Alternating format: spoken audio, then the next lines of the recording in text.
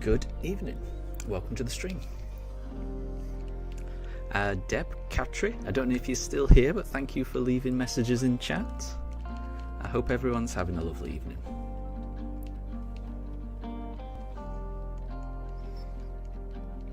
We'll be doing 100 encounters today, as always, during these midweek streams. So that should bring us up to 7,900. And Catry, hi! How is your day going? But yeah, these 100 encounters should take us around 2.5 hours. So here comes the first encounter. Can we finally find the shiny? I hope so. I hope so. We've got to find it at some point. So can it be this one?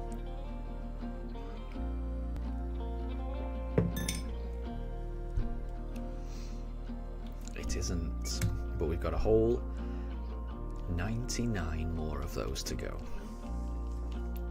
Plenty of opportunity to find it.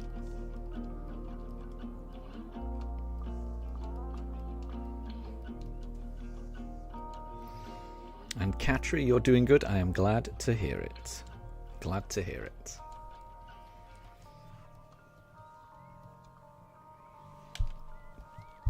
Oh, and Catry, you're about to do a Pokemon ROM hack. Very cool, very cool. I don't know too much about them, but I've heard of a few. Which is the ROM hack that you're going to be playing? Like I said, I've heard of a few. Which are the ones that I've heard of? So I've heard of... is it called Red Fusion? Something like that. I've heard of that. And Pokemon Too Many Types, I've heard of that. Catry says, time for Pokemon Yellow or Red. Oh, there you go. They're both good games. They're both good games.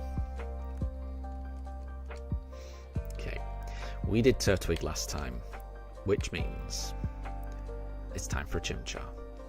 If this briefcase will open. There seems to be a bit of a lag issue here on my screen. I don't know if that's coming through for you guys as well. There you go, finally we got a Chimchar. And Catry, you don't know what to play. Pick a ROM hack for me. So I can't really help too much with that, Catry, because I don't know too many ROM hacks. Oh, there's a lot of missed frames here. But it's not a Chimchar. So we'll go on to the next one.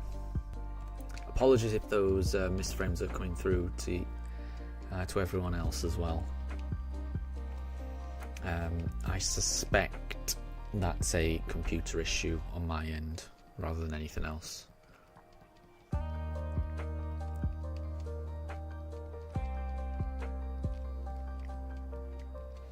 Hopefully it settles down. We'll have to see. Yeah, so I mean, Catry, yeah, I can't really help because I don't know too many ROM hacks. I think the only ones that I'm aware of is Red Fusion, Pokemon Too Many Types, and what else? There's a ROM hack where you kind of play as Team Rocket and you've got to steal other people's Pokemon. At least that's what I've heard. And that sounded interesting, but I don't know what that one's called, and I don't even know if it's a real thing. I just remember someone in chat talking about it once. But I would say just go for a ROM hack that sounds interesting to you. You know, I'm sure there's one that sparks your interest, and I would go for that one. Right, this is the first Piplup of the day, but it is not shiny, so we'll keep going. So, Catry, you found a ROM hack called Adventure Red Chapter. Ooh. I mean, that's difficult to know too much about that. It doesn't give too much away, does it, that title? So, who knows? And it's based on the manga. Oh, I bet that's cool then. I bet that's cool. But again, I would just go with what you think sounds the most interesting, honestly.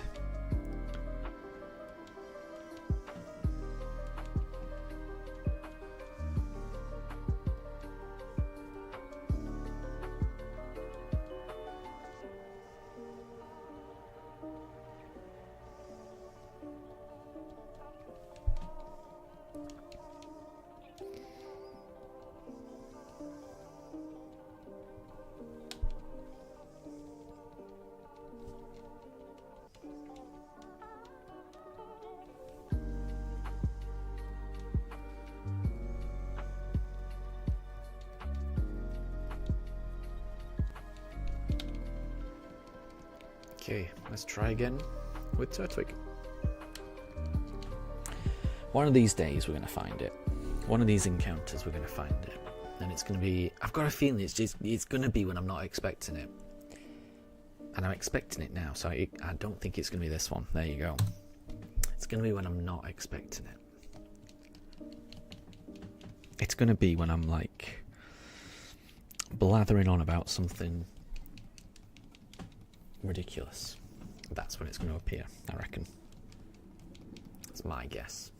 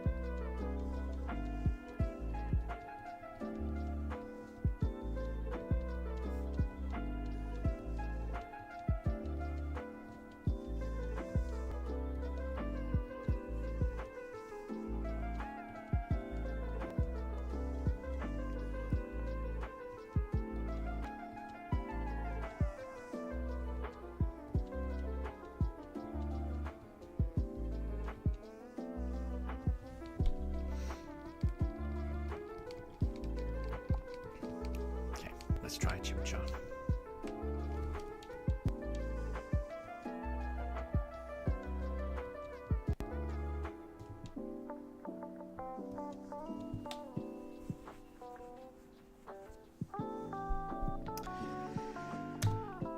Nope. So we'll keep going. 95 more attempts.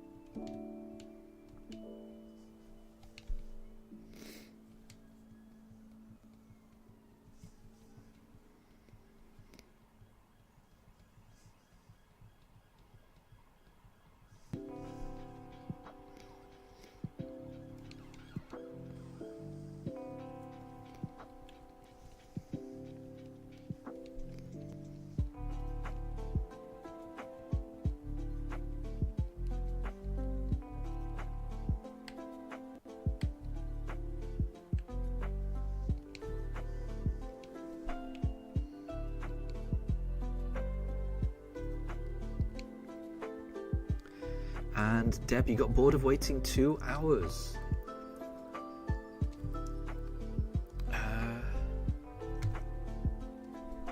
Oh, was that for the stream? There's no... Yeah, never feel like you have to wait for 2 hours. Honestly, I think I'm on time, though. I think I'm on time. It did say... did I make a mistake in the scheduling? Am I 2 hours late? Or... If I've made a mistake in the scheduling, I do apologise. I do apologise. It should have been this one. I thought I set it to the right one, but I may have made a mistake. Sorry if that's the case. Oh, yeah, there was a mistake. I'm sorry about that. Yeah, in my head, it was going to be a 5. This is the midweek time. I can't stream any earlier than this. So if it ever says an earlier one, it'll be a mistake on my part. So sorry for that. I definitely meant to put it as starting at 5 p.m. UK time.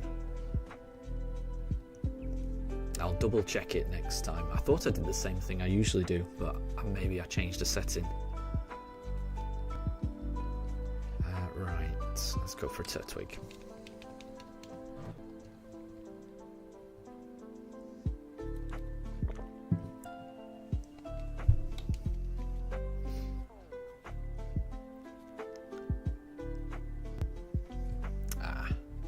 No Turtwig, so we'll keep going.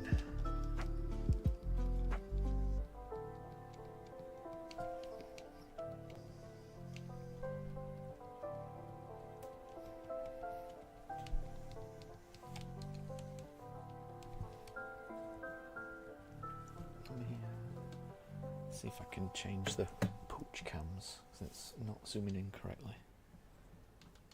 Is that gonna...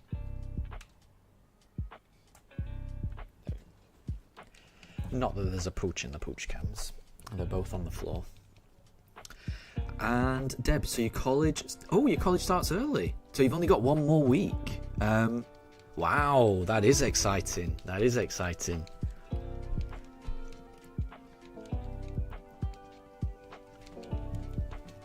Have you got... I'm trying to think. Have you got everything sorted? Like, I'm assuming you do. You know, like, you know, accommodation and things like that, all sorted and in hand. Because that's cool. That's cool. If you're able to start earlier, you know, then that just gives you more time to settle in, more time to get to know all the new friends you're gonna have. It's gonna be it'll be exciting times, honestly. You will enjoy it, and you will look back on your time fondly. And you're still shopping, so that means you're still working out things. That's fine. That's fine.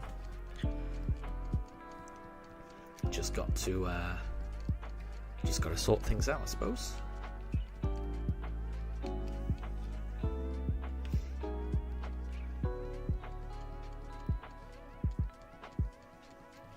Because I don't know what it's like in India, but in the UK, universities often have their own like accommodation. In the UK it's called like halls of residence, and a lot of the freshers, a lot of the first year students will opt for that because you oftentimes you won't know anyone in the city, so having like a central halls of residence where everyone's in the same boat as you can be quite nice. I loved that, but it's often not the cheapest way. There's usually there's usually cheaper accommodation if you know where to go, if you're used to the city. But if you don't know the city, then it's difficult to find that type of stuff. So halls of residence is usually quite good for like freshers who are kind of like wanting to get to know a whole load of people and also have a nice easy introduction to the city and the whole student lifestyle. Because like I say, everyone will be in the same boat, everyone will be in the same place, and that can be quite nice.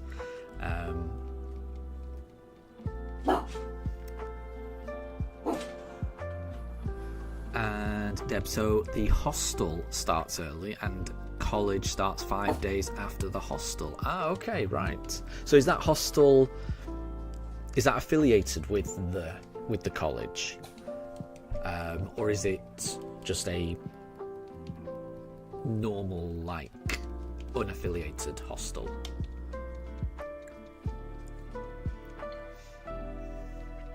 And Deb, let's do some random Pokemon versus. Yeah, sure, can try that. Is that where you name 2 Pokemon and then people have to say who their favourite is?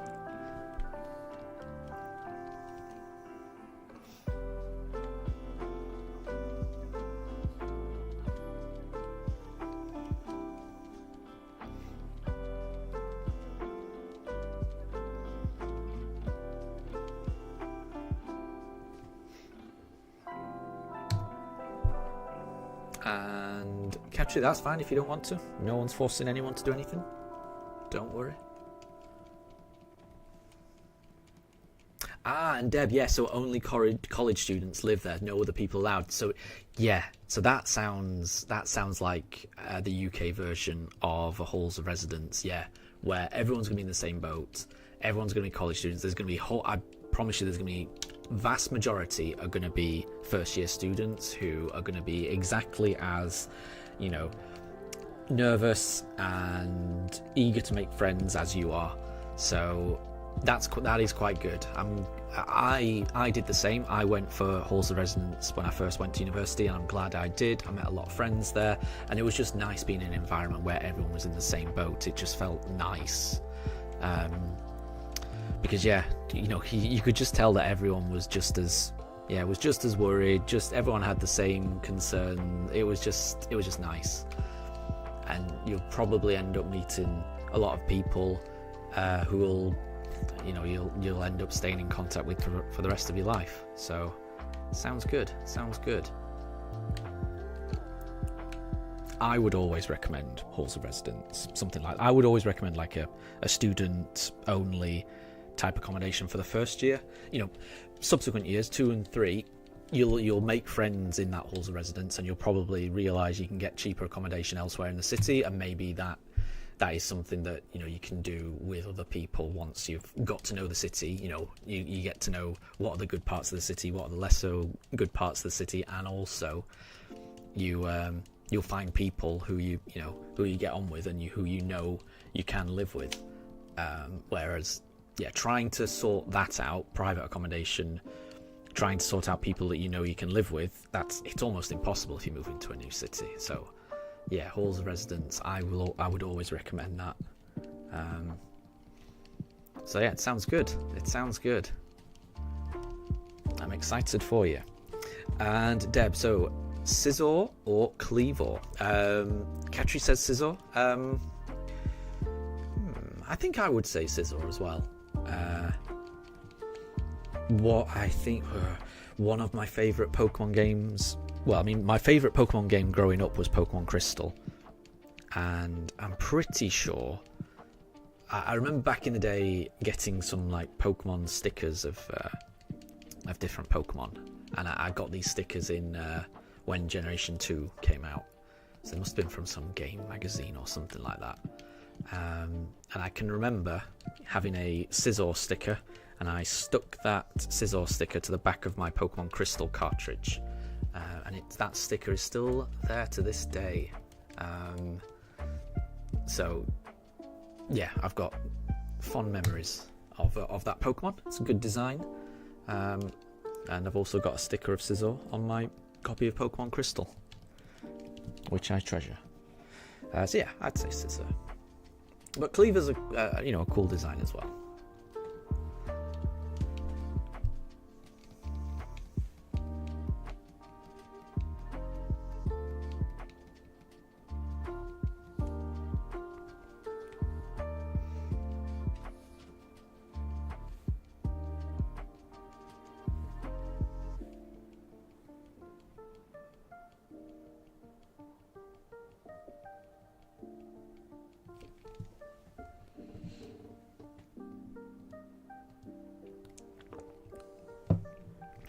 Deb, Butterfree or Beedrill? I mean, that would be Butterfree for me all day long. I'm an anime person. I'm a season 1 anime person. So,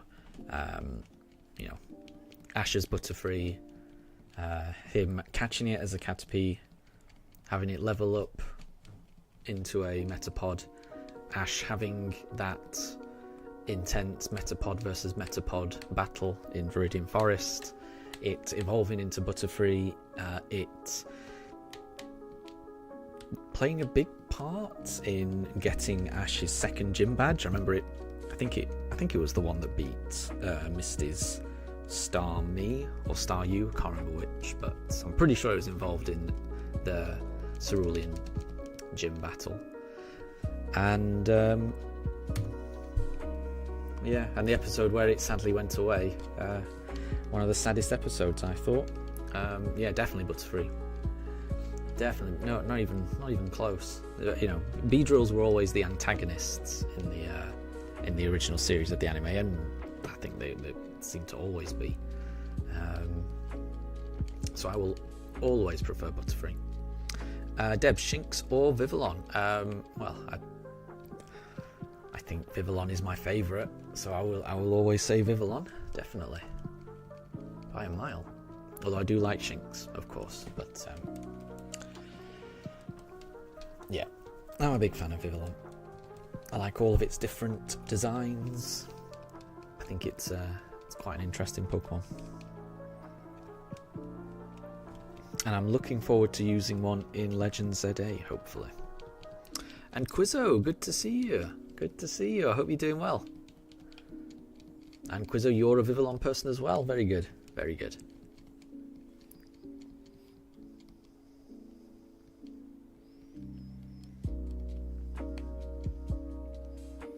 Let's go for a Chinchar. Could this finally be shiny?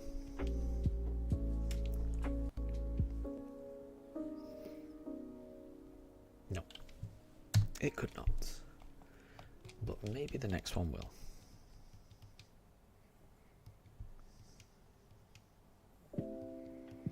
And and Catri's a Vivillon person as well. It's unanimous. I like it. I like it. Spinder or Smeargle? Quizzo says Smeargle.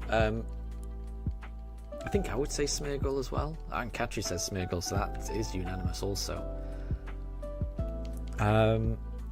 Yeah, I'm not crazy about Spinder just because of how it's been handled in Pokemon Home. I find it more annoying than anything. And the reason I say that is in order to complete the Pokédex in these games, Spinder is part of the National Dex, and Spinder is only available, I think, through the Mansion daily encounter thing, and there's a lot of Pokemon that are within that, so you basically got to wait. You know, you can only get one type of Pokemon per day, so you can be waiting around for a year for a Spinder to turn up.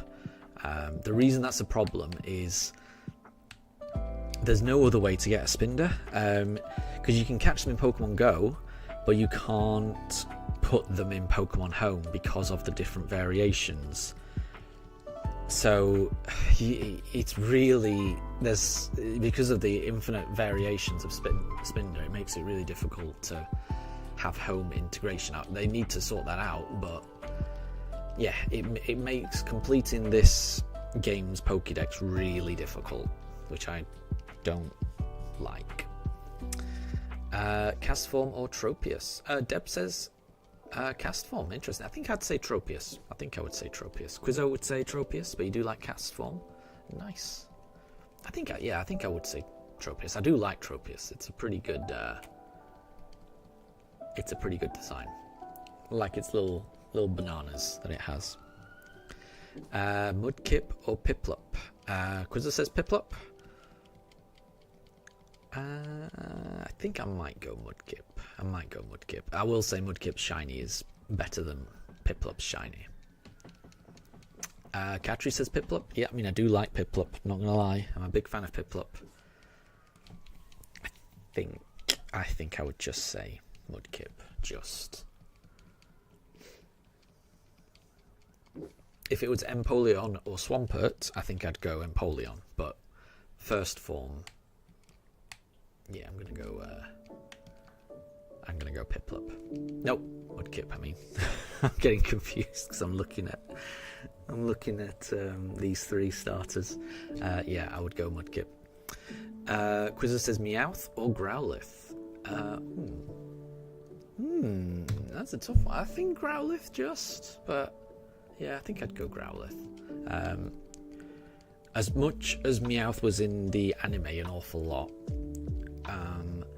the episode of the anime where James has a flashback to his Pokemon that he had as a kid, which was a Growlithe that I think he called Growly. I think that was one of the better episodes, and really that tugged on the heartstrings.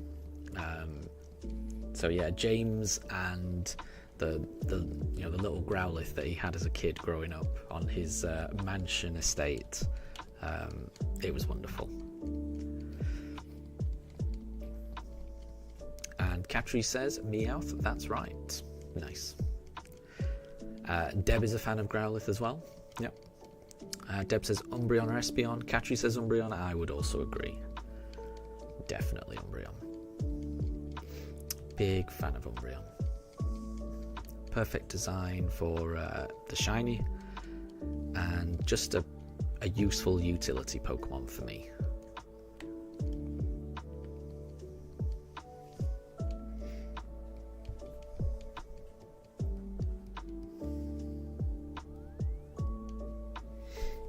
Quizzer, you would say Umbreon, but you think Espeon and especially its shiny is underrated. That's fair enough. And it's also a little bit overshadowed by Umbreon. Yeah, that's fair. I think that's fair.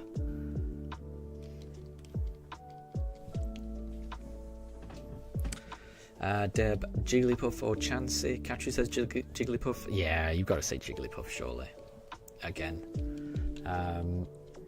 From the anime, that was always one of my favourite parts of any episode of the anime is when Jigglypuff turns up with its marker pen. It's great. Quizzo also agrees. Unanimous for Jigglypuff.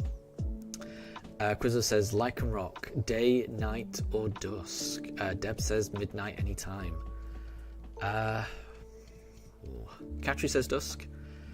It's I struggle because I don't know. I can't even. I don't actually know. I think midnight is the evil werewolf looking one. I can't picture the difference between day and dusk though. So I will say midnight, just because at least that one I always remember what that one looks like. But I do struggle. I think I haven't played with all three of them, so I don't know them too well. I mean, I like all the designs for Lycanroc, I would say. Deb, Sylveon or Glaceon? Oh, okay, that's interesting. You've not gone with the two that were released together. You've not gone for Leafeon and Glaceon. You've gone for Sylveon and Glaceon. Quizzo and Katri both say Sylveon. I mean, I would say Glaceon. Just because... Well, I don't know. I played the generation it came out in. So, yeah.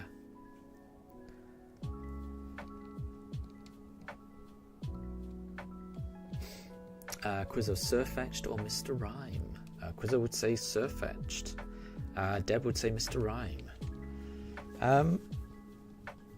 Yeah, I think I would say Surfetched. And that might be because I've just seen the trailer for The Adventures of Surfetched and Pichu, which is done by Aardman Animations and will be coming out in like 2 years' time, 2027, which is a shame. It's a long way away, but I do love Aardman Animations, and just knowing that there's going to be a series based on Surfetched makes me favour Surfetched. So I would say Surfetched, but that's largely because of the recent trailer that came out of the Pokemon Presents.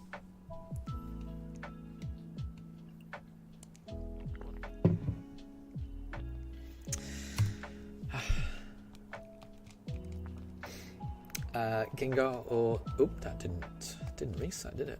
There we go. Gengar or Zoroark? Probably Gengar. Probably Gengar.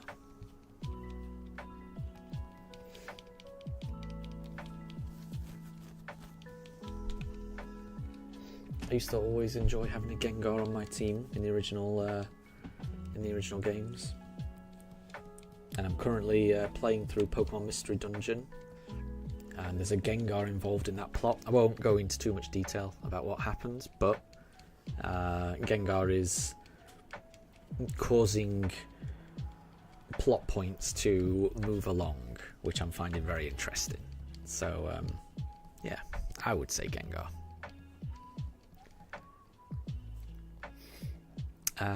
Mimikyu or Tinkerton? Probably Tinkerton, I think. Again, honestly, if you give me the option between a Pokemon from a generation I've played and a Pokemon from a generation I haven't played through, I'm always going to choose the one that I've played. So, having played Scarlet and Violet, I'm definitely going to say Tinkerton. Definitely.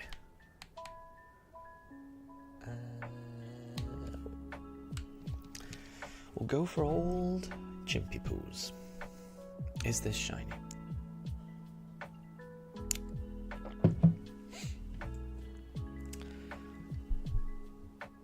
It is not, so we'll keep going.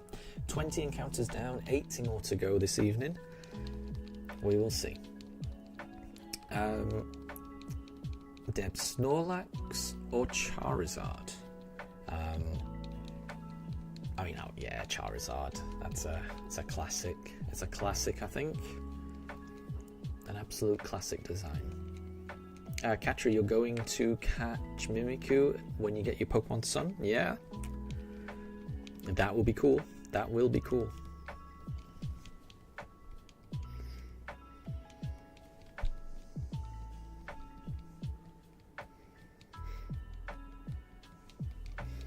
Quizzo, for you, it would be Mimikyu and Snorlax. Nice.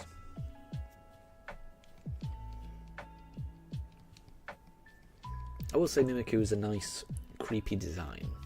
I do like that.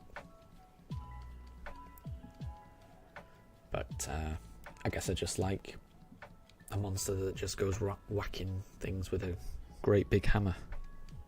I find it quite funny. Right. Go for a Piplup.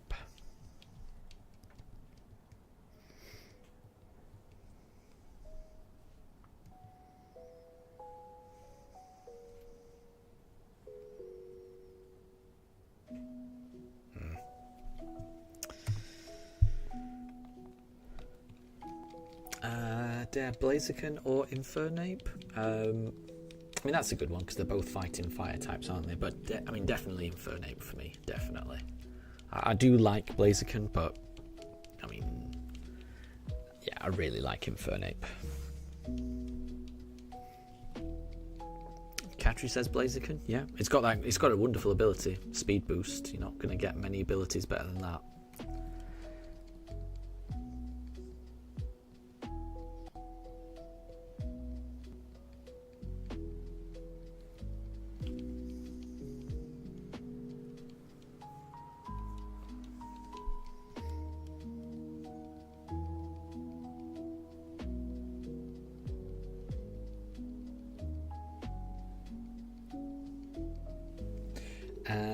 Katri and Blaziken, Katri and Quizzo both prefer Blaziken.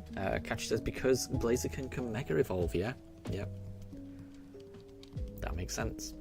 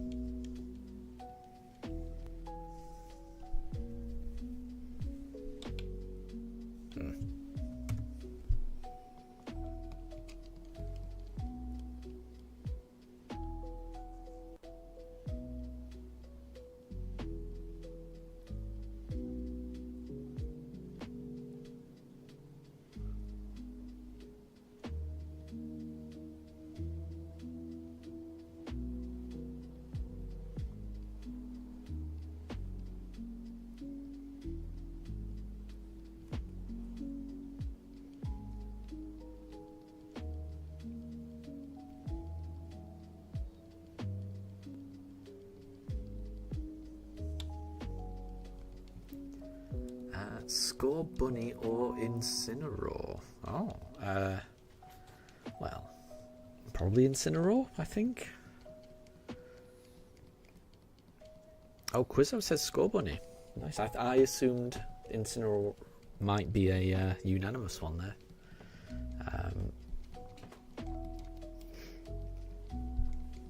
Yeah, I think it's got a great ability and lots of like utility moves. Okay. Yeah, Chimchar. Quizzer says Misty or Brock. Gatry says Misty. I do think Brock's funnier. You know, I do think Brock constantly fawning over women and constantly crashing out. It's quite funny. But then I think Misty adds to that because she's the one that always drags him away. It feels like they've got this weird dynamic between them that works quite well. So I think they work well as a team, honestly. A comedic duo. I think they work quite well. So it is hard to pick one or the other. And Vihan, welcome to stream. I hope you're doing well. Hope you're doing well. Hisuian, Typhlosion or Skeledirge? Oh, Skeledirge by a mile. By a mile, in my opinion. Love Skeledirge. Love my little fire croc.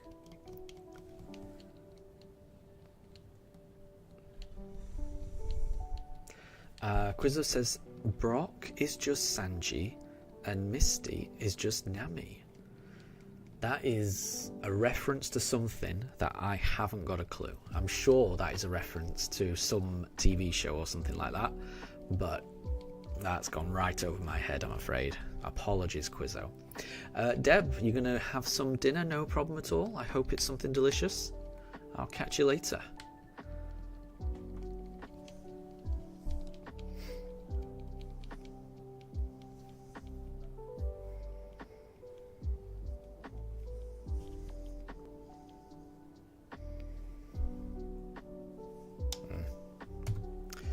Here we go. And Quizzo says, and Quizzo and Vihan both say it's from One Piece. Gotcha. Okay. A lot of my family watch that, but I haven't seen it. So my cousins both watch it. My nephew watches it. They're all obsessed by it, but I've not seen it.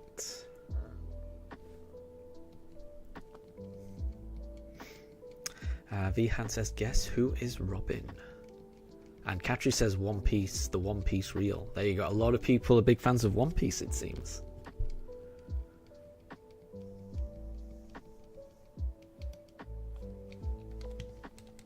I'm going to duck out of this because it's going to go out of my head. It's going to go over my head. I'm not going to be able to pronounce all the names.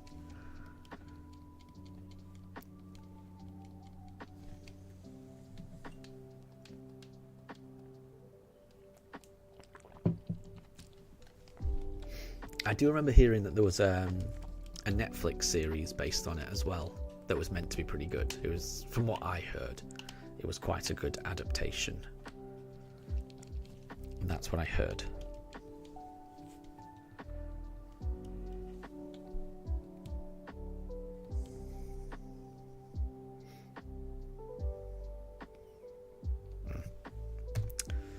No Turtwig, so 75 more goes.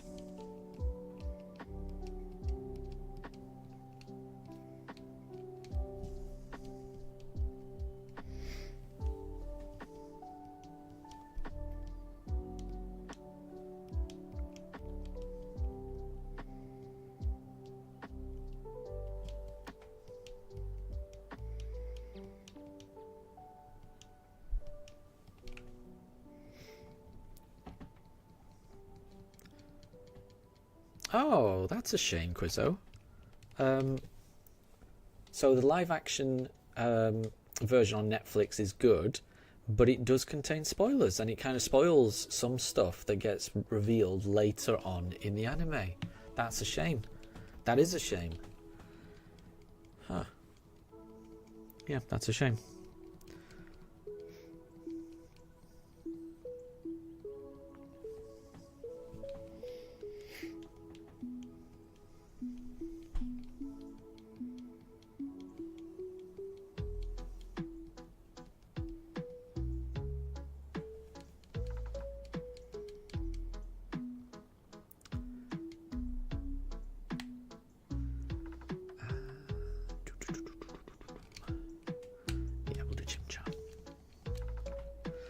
Deb, any fossil Pokemon, choose one. What would I pick for a fossil Pokemon? Probably... I don't know. Probably Omanite or Omastar. Those were the first fossil Pokemon that I ever picked up. So I'd probably say that.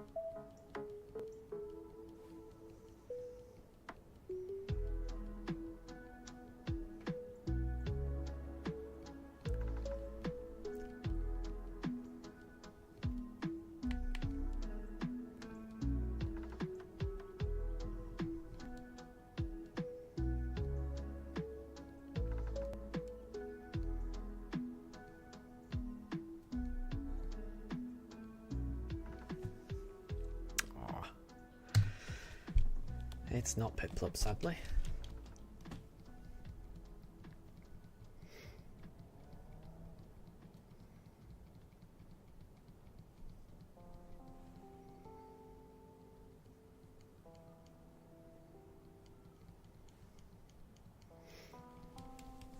And yeah, I mean, I don't mind. I don't mind what you guys talk about in chat. It's absolutely fine.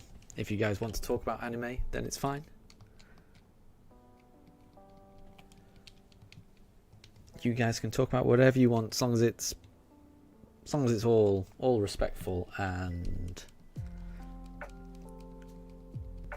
that's the most important thing. That everyone's respectful. What you want to talk about is fine.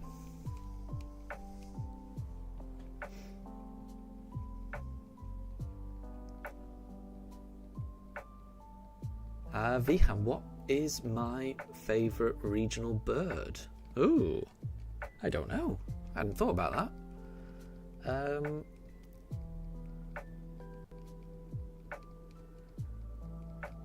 Ooh, these are good questions. It's a good question.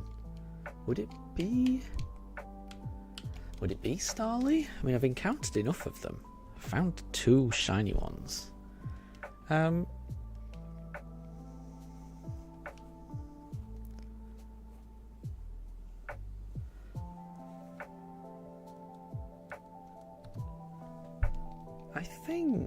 I think I'd probably say Starly. It's a nice series. Oh, Deb says Corviknight. That's a good shout as well. To be honest, I'd forgot about that. But I do like Starly. But Corviknight is good. Vihan, can you talk whatever you want? You can talk whatever you want. It's fine. It's fine. Don't worry. Vihan, yours is Staraptor as well. Yep. No, it is a good one. I do remember really enjoying using Staraptor. Katri says the bird from Alola.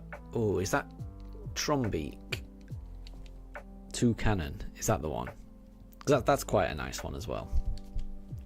But I must say, I'd forgot about Corviknight. Corviknight's a really good one.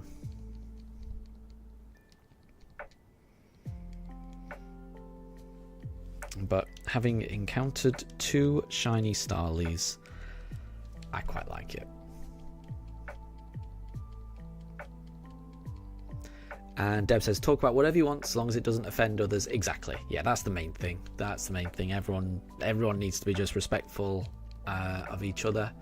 And as we said, yeah, try to avoid spoilers. But yeah, no problem if people want to talk about anything else in chat. It's no problem. That's exactly right, Deb. Quizzo agrees with Deb. Rookie D. Yep. So that's 2 votes for Corviknight and Rookie D. And it's probably 2.5 because I would put Corviknight up there as well.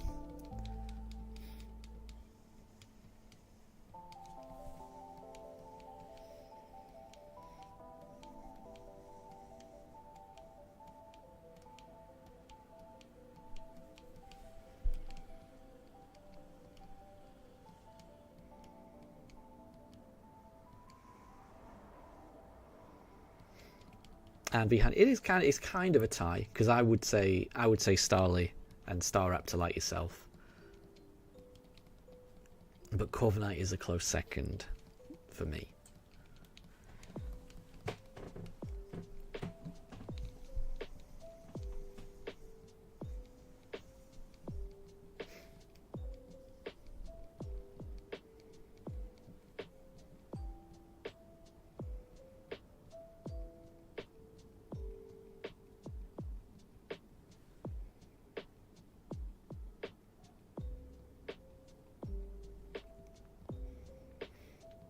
And Quizzo, that makes sense, yeah.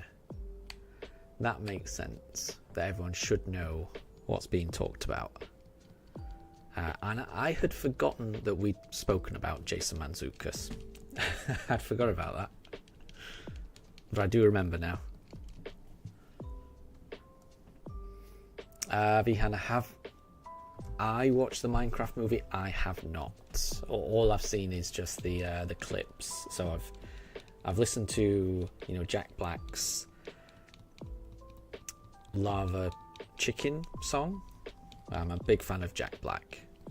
So I think anything that's got him in it probably would be quite fun to watch. So I do like that.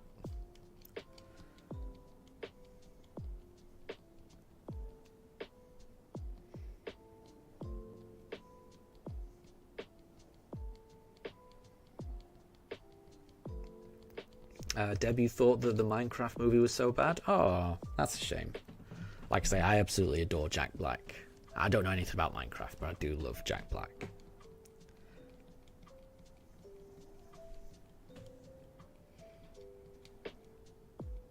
I think I probably could watch it even without playing Minecraft, just because Jack Black's in it. I do think he's just that entertaining. Vihan, it was okay, but you wanted an animated movie, and Katri loved it. There you go. There you go.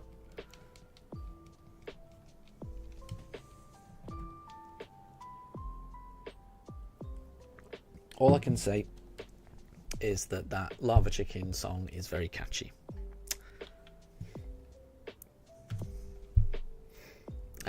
Deb, lava chicken. Steve's lava chicken, yeah, it's tasty as hell. Exactly.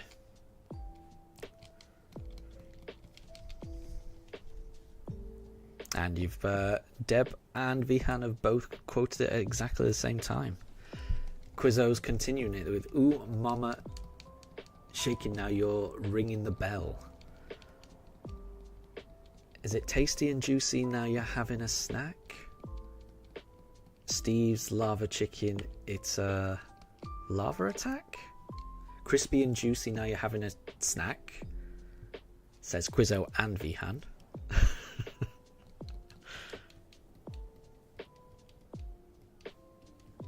What's the last line? Oh, super spicy, it's a lava attack. That's it. Yeah. I got the last bit wrong. I couldn't remember it. I knew it ended with it's a lava attack. I forgot. Yeah, oh, super spicy. That sounds right.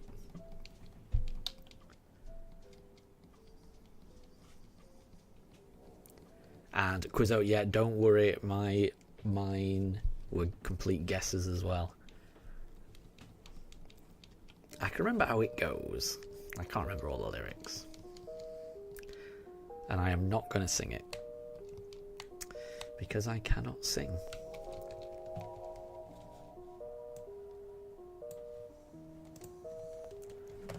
Oh. Pooch Cams is broken. See if it can... There we go.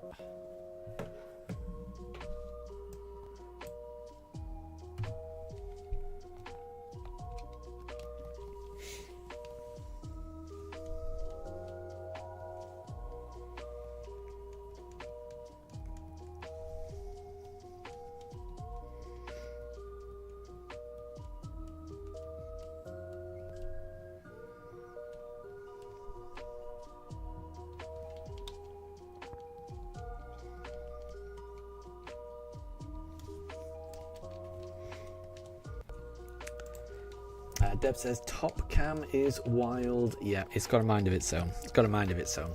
But yeah, if I do waggle something in front of it, it does tend to stop zooming in so much. Just so everyone knows, Shinx is still there. Shinx is still there.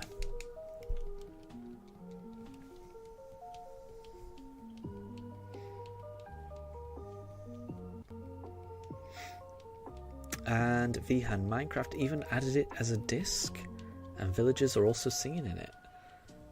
So they included the song as a disc. That's kind of cool. That is kind of cool.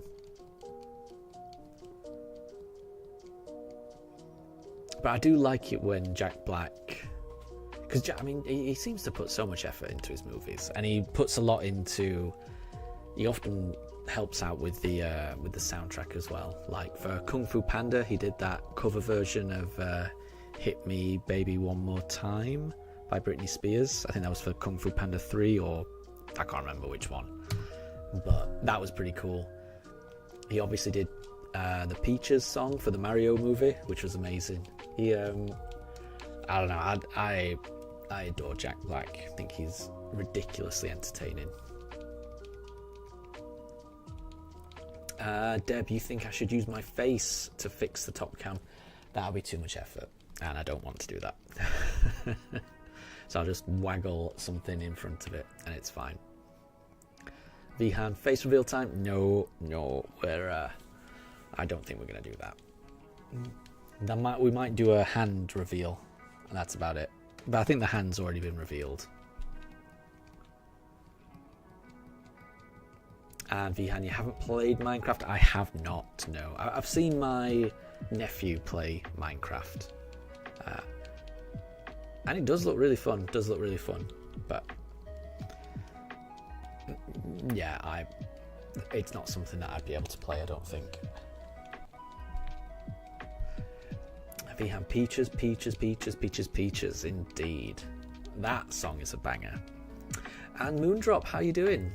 I hope you're doing well. I'm doing really well, Moondrop. I hope you're doing well. I did see that you were streaming earlier today, but I was at work, so I couldn't tune in. But I left a like on the stream, but I wasn't able to stop in.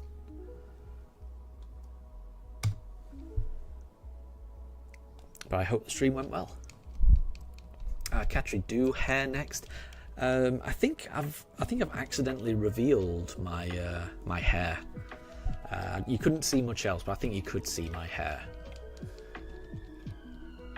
Deb says we got a face reveal and a hand reveal. There you go. But it wasn't. I don't think it was a face reveal. It was like a hair and forehead reveal. I would describe it as. It wasn't a face reveal. And like I say, yeah, that's entirely due to the top cam just randomly focusing on stuff. It's got a mind of its own, and it just decided to zoom in on me, unfortunately.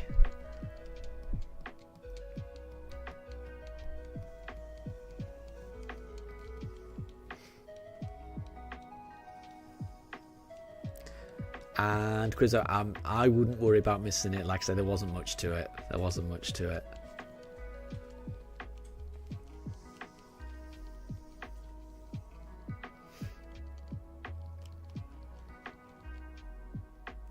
Let's do a Chimchar. I think I've been doing really well in terms of like remembering which Pokemon I did last time. I don't think I've missed a Pokemon. I think I've been picking them in order so far this stream. Usually I've forgotten by now and I just resort to picking Piplup, but this time I think I've got it. Down. Is Piplup next?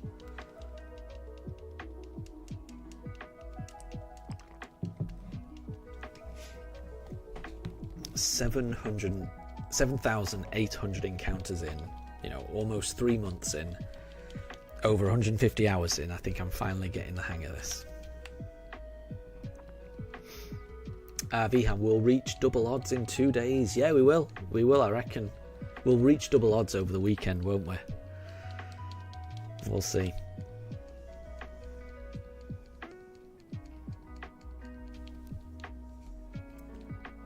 Quizzo, I'm desperately trying to make sure no one goes to watch early in the stream to find it.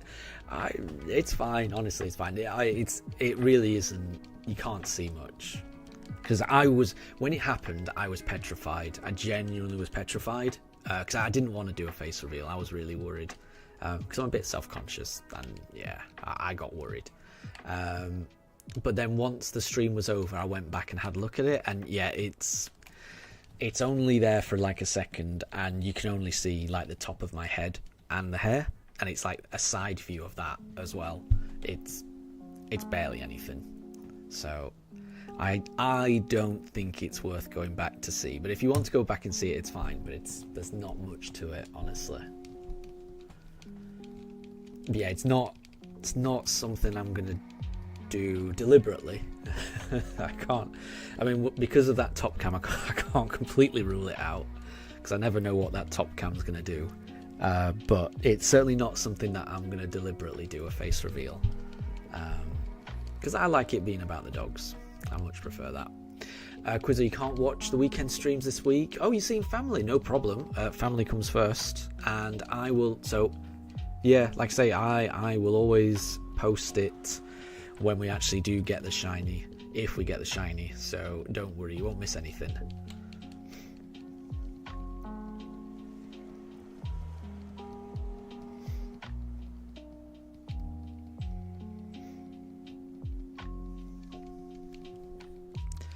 And Katri's asking Deb to post it to Discord. I think I asked Deb not to, just because I was a bit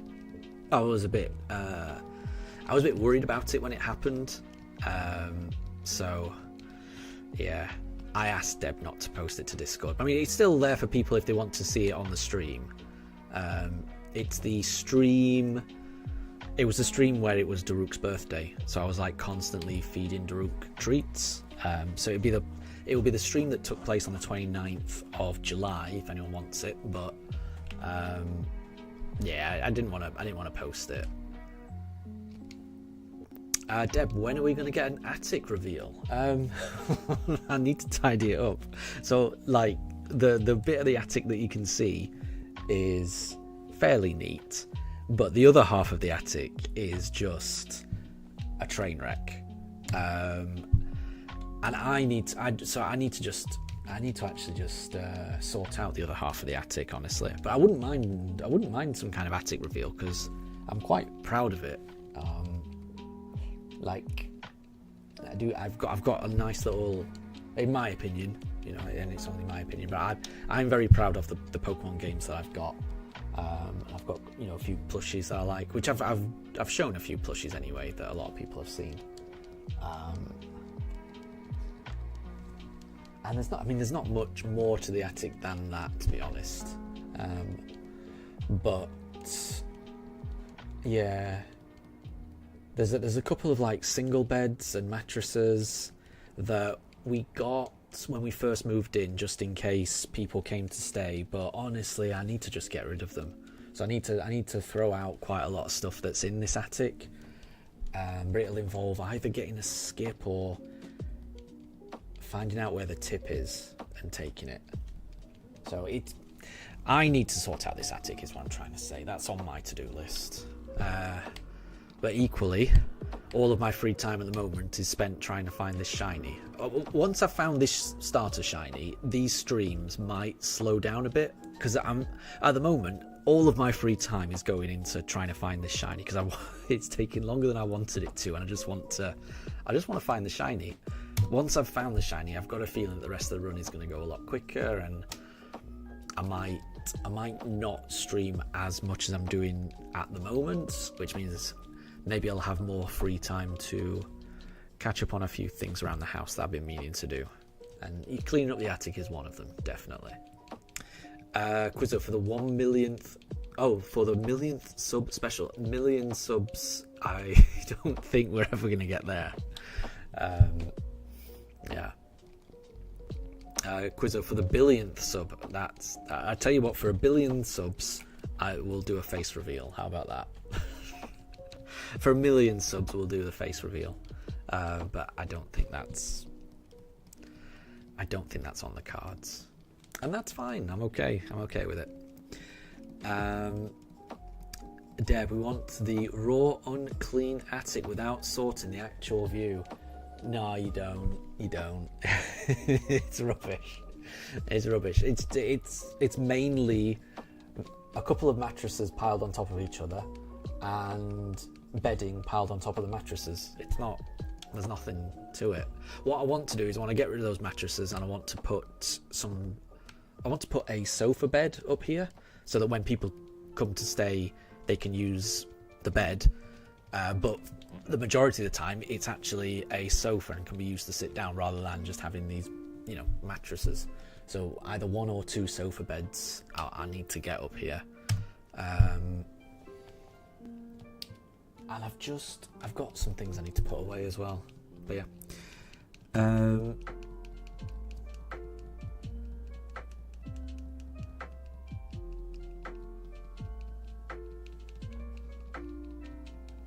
Katri, what gender should your character be?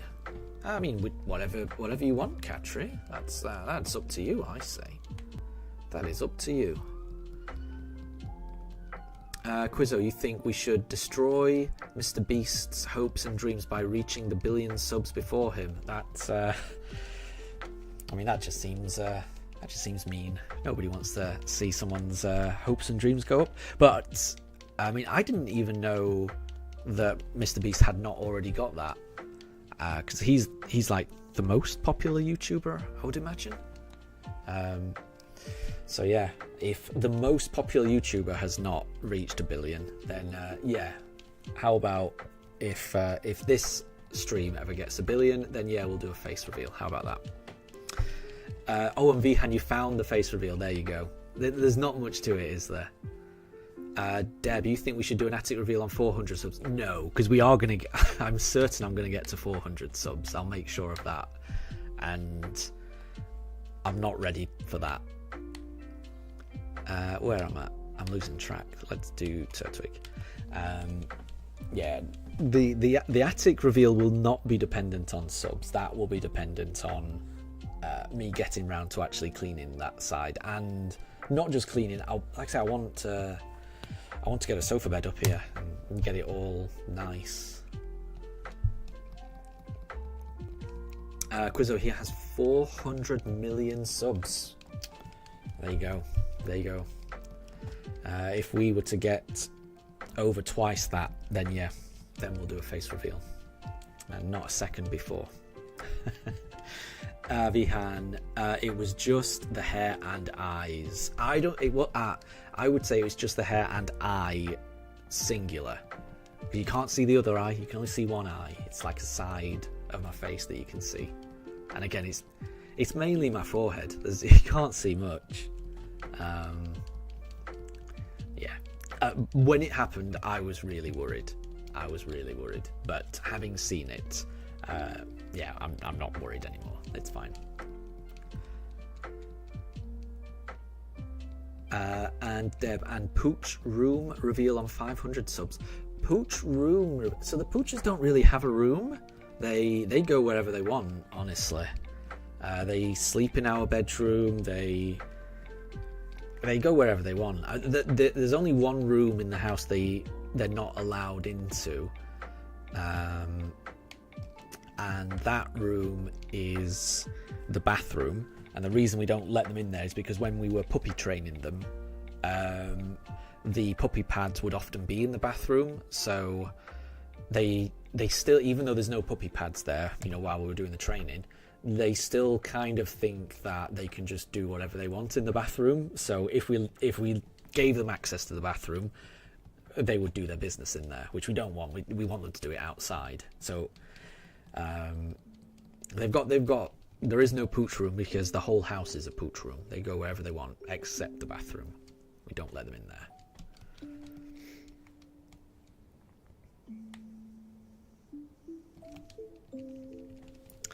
And Katri, you're doing female. Well, there you go. Well, enjoy your playthrough.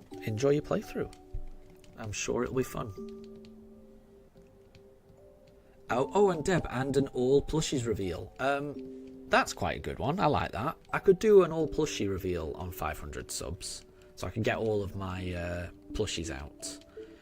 I mean, to be honest, a lot of them have been seen on stream, but you know, there's some like I've got the Vincent Van Gogh Pikachu. I've got a Pikachu from the London World Championships where he's dressed up like a beefeater. That's quite cool.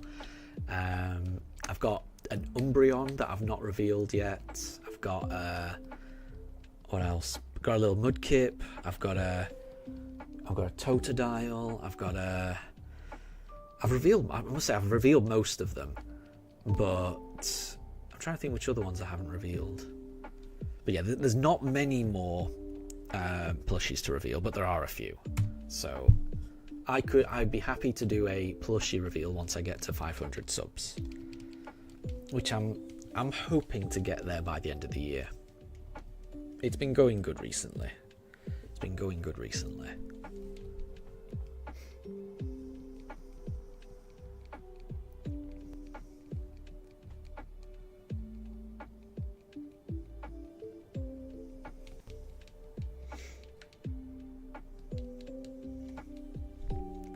And Quizzo, yeah, in terms of the timestamp, I think what you'd have to do is look at the live chat replay, because when it happens, a lot of people in chat say, face reveal, we saw your face. So I would look at the live chat to have a look that way. But it's towards the start of the stream. Not right at the start, but I would say it's in the first quarter. I might be wrong, but I think it's that. Did you watch the Wolfie video about the undefeatable competitive team in the history? No, I didn't. Yeah, I think I meant to subscribe to Wolfie, and I haven't got around to it yet. Oh, I wanted a Turtwig. It's Turtwig's turn. So no, I've not seen that, actually. I've not seen that. I'll try and remember to do that, because I do like watching his matches on like championship streams. You know, whenever he plays competitively, I like to watch him because he's got a very interesting way of playing the game, which is quite cool. And I'm looking forward to the Anaheim World Championships, which take place, I think it's a week on Saturday, something like that, or a week on Friday they start, which is pretty cool. Oh, and Deb says it's around the 25 to 30 minute mark after the start. That makes sense. So yeah, if you look around there, Quizzo, it'll be around that time. And it's on the top pooch cam, because the top pooch cam is the one that changes position and like focuses in on whatever it wants to.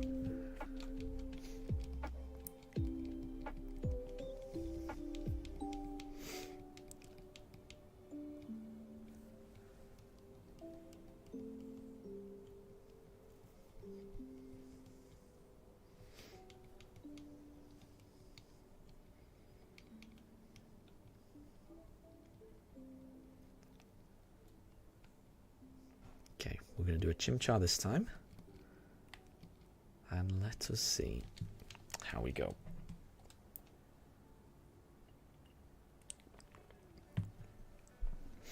One of these days it is going to be shiny, but it's not that occasion, but it could always be the next one. We've got through 44 encounters so far today, another 56 to go, which should take us probably, I mean, definitely over an hour and a half. I reckon an hour 40 minutes, something like that.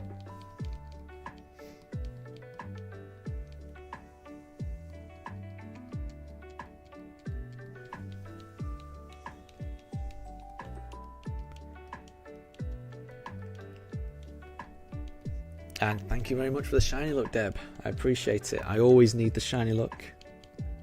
Always need that.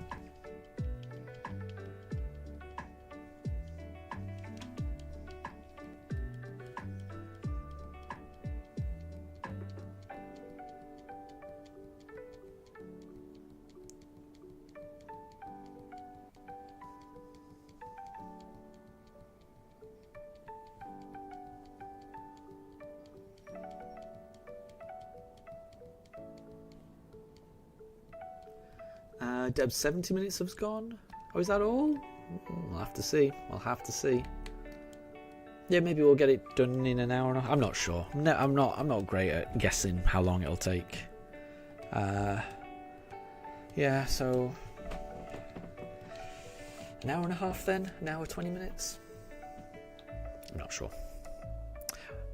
However long it takes, we'll be going until encounter 7,900. So we'll see.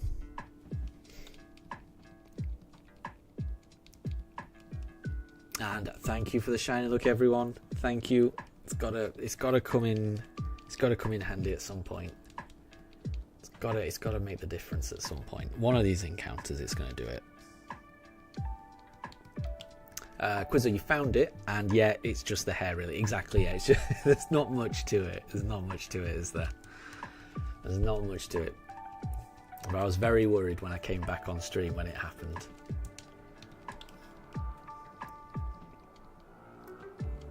But yeah, it's literally just the top of my head. So I think I can live with that very happily.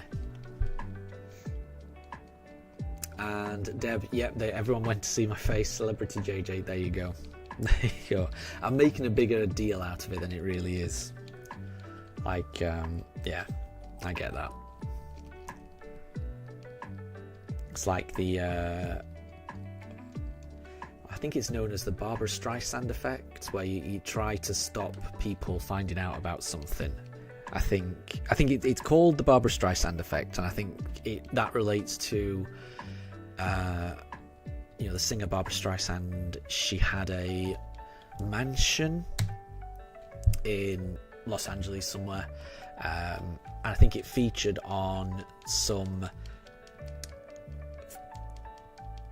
footage, and it just showed a number of mansions, but Barbara Streisand objected to this footage being shown because her mansion was amongst the mansions that were shown. But there's no way of knowing that it was her mansion. It's just one mansion, out of many in the shot. But because it was in the shot, she filed a legal claim to sort of say you cannot use that footage for like privacy reasons. But because she filed that and it became public knowledge that she filed that, it became well known exactly which mansion was hers, which was the exact thing that she didn't want to happen. So it's the kind of thing where if you try and hide something and make a big deal out of trying to hide something, it often has the opposite effect, which seems to be what's happening here, where I don't want to show my face, but by saying I don't want to show my face, it's causing more issues than if I just show my face. So, who knows? Who knows? All I know is that I'm a little self-conscious, and I'd rather not do a face reveal. But I am okay with that little hair reveal. That I'm fine with.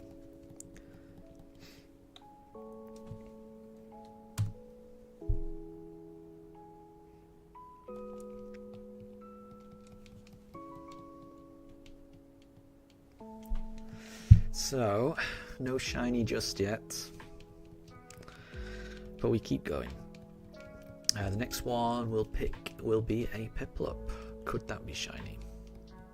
Could that be the one?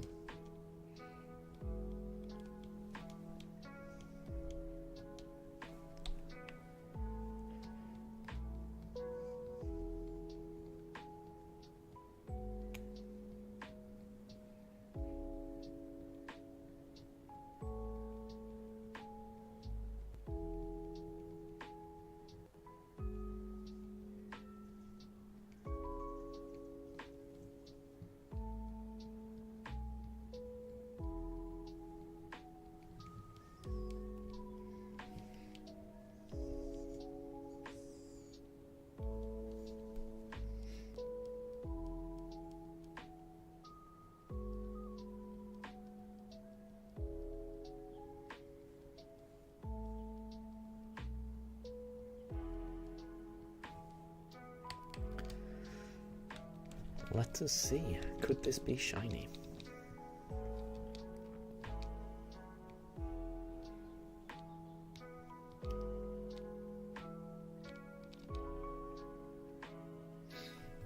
It is not. And Chmees, good to see you. No shinies yet? Question mark. No shinies yet. Full stop. Sadly, not even a shiny Starly. Recently at least. But we've got 52 more attempts this evening, so the shiny could yet appear. You never know. And it could appear at any moment. The next encounter has just as much chance as being a shiny as any other. So, looking at it, our odds have never been better at getting a shiny than they are right now. But you could also say our odds have never been worse at getting a shiny than they are right now. It's just always the same. We will see. One of these days it will be. I just don't know what day.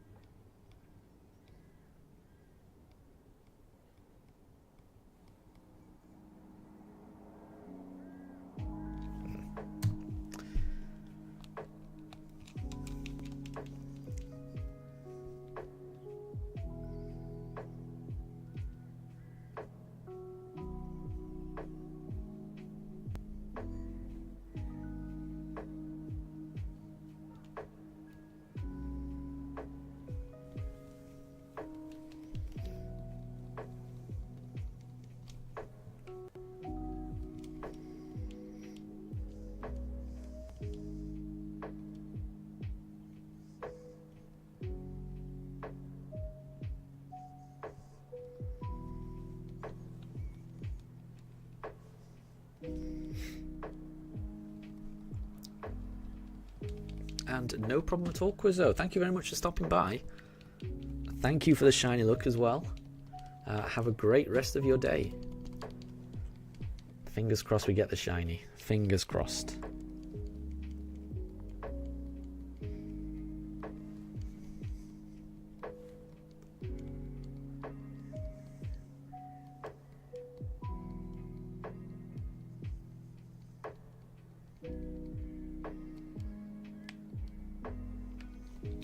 And Chmees, you hope today's the day. Thank you. And you've already finished the crochet capybara that you're working on. And everyone told you that it oddly resembled a pug more, and it may have been the Daruka Mifa influence there. Very cool. Chmees, are you a member of the Discord at all? If you're a member of the Discord and you're able to post that in the art section, I would love to see that. Or, which means if you've published that on your channel or anything like that, just let me know and I'll try and check it out that way. Because I'd be interested to see what it looks like. Whether it looks like a capybara or a pug, either way, I'd be interested to see how it looks. It sounds cool either way.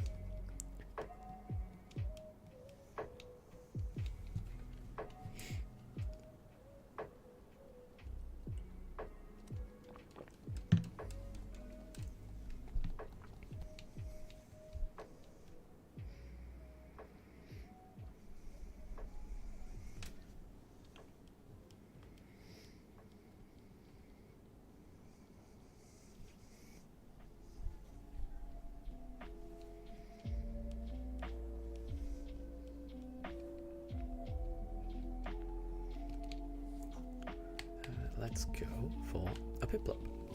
And Tamesh, you'll join the Discord. Awesome, awesome. So the link to the Discord should be in the video description and the channel description, because I've now got a permanent Discord link, hopefully. But I will put it in chat as well, just to make it easier as well. Bear with me. Let me just reset this Piplup, which is not shiny.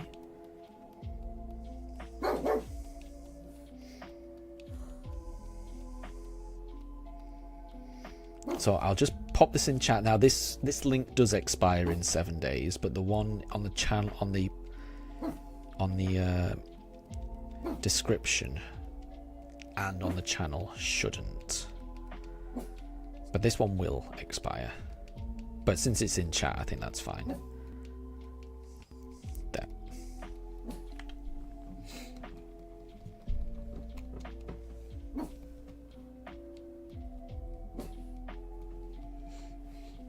Oh, Daruk is woofing at something. I don't know what he's woofing at. Okay, so we've got through 51 encounters today. That means we've got 49 more. Can we find the shiny?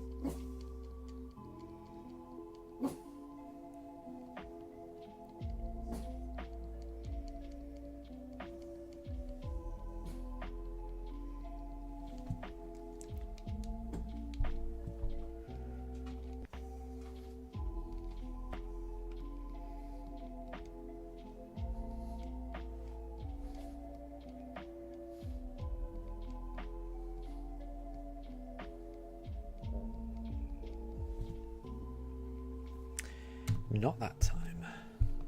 It could always be the next one. It could always be the next one.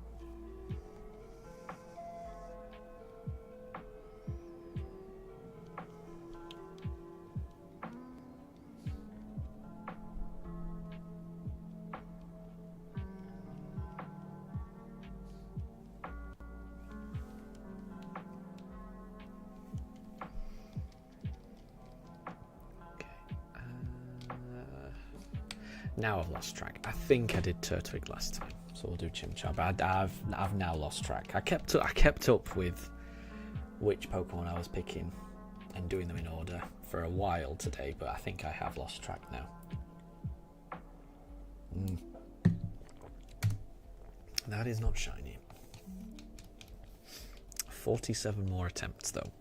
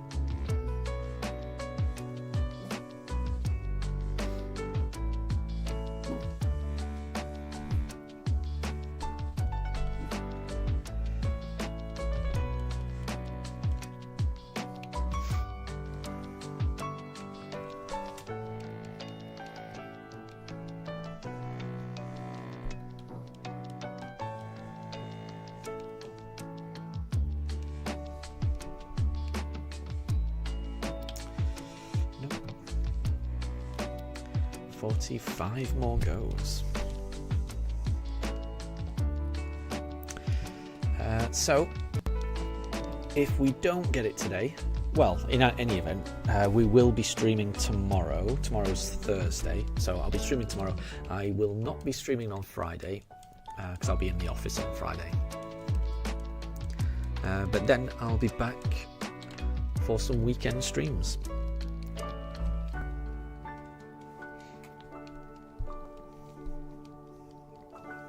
And I mean, if we don't get it today or tomorrow, we've got to get it over the weekend. Surely. I think someone calculated, so over the weekend streams, I'm able to do about 300 encounters per day, per stream. And someone calculated that doing 300 encounters gives a 7% chance of getting it. And I've done a lot of those. I've done that so many times. So, I mean, each time you do it, it's that 7% chance. So, one of these days, we're going to find it. We are going to find it. I just don't know which stream it'll be.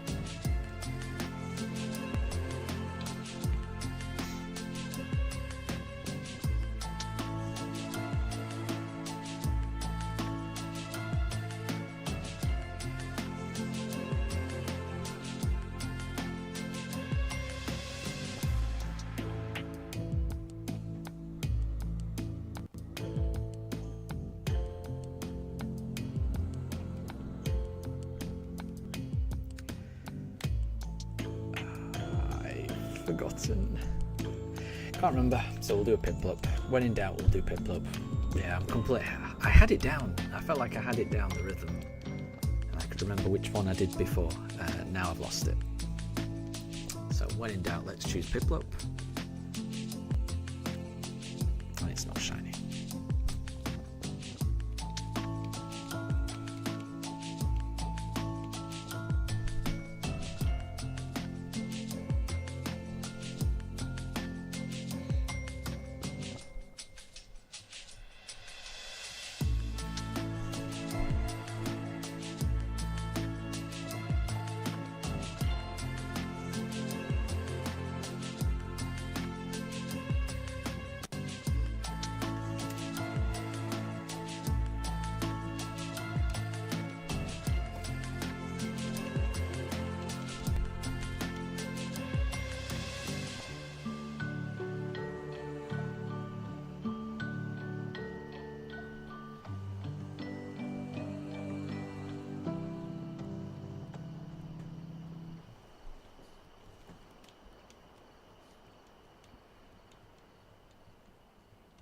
Oh, and Chmeeze, you've just sent an image in the art section and I can see it right now. Let me have a look. Hold on. Let me just pick this one first because I've got it on my screen and I just want to take it in because I do.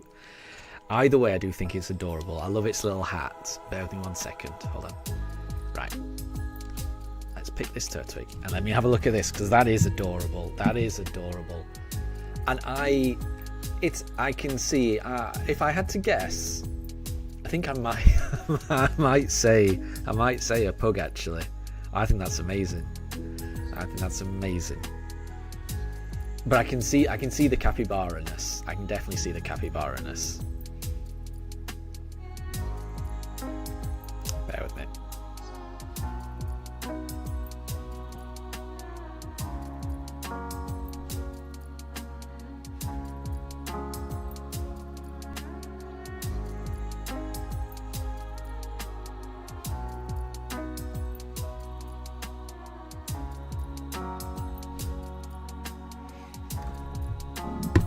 That's amazing. Honestly, that's amazing. Again, I love the little hat. It's so adorable.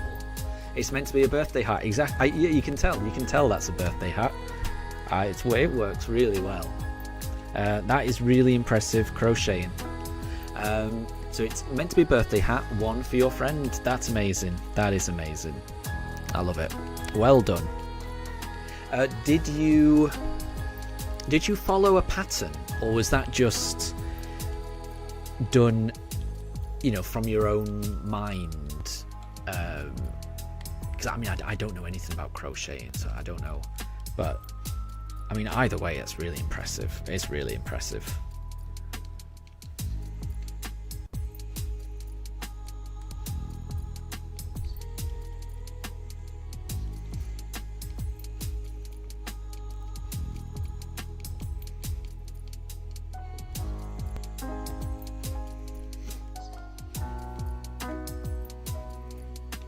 The closest thing I've done to anything like that, and it's not anything like that, but I can remember doing like cross stitching, just following a thing. I remember doing that as a kid, and that was quite fun. Alright, I did Turtwig last time. That's 2 Turtwigs in a row. I meant to do a Chimchar just then. Oh well, it's fine. It's fine. It's not shiny though. And Chemise, you're actually quite horrible with patterns because you're only a month in with crocheting. You've got a real talent if that's 1 month in. That's incredible. You've learnt basic stitches and whatnot, and how to use freehand on these plushies. That's really impressive. To me that's way more impressive than following a pattern. If you can just freehand, I don't know if freehand is the right word, but just doing that off your own mind. I think you got a real talent there, definitely. Well done. I love that.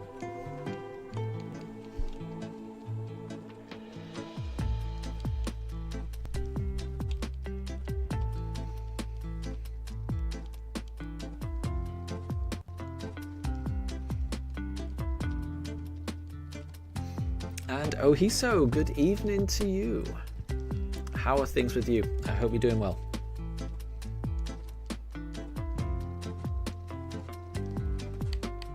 Right.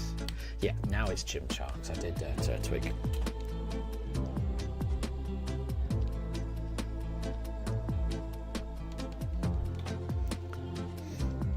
Oh, and Ohiso, for whatever reason, the stream wasn't showing up in your sub box, so you had to go looking for it. That's strange. Yeah. I don't understand YouTube sometimes. I may have made an error in terms of when it started as well. So, there may have been just something wrong with this stream just in general. Because I can remember trying to set it to schedule it to start at 5, but it sounds like it didn't actually do that. So it may be that either something I've done or something YouTube's done that has made this stream a little bit weird. I'm not quite sure. YouTube does some strange things sometimes.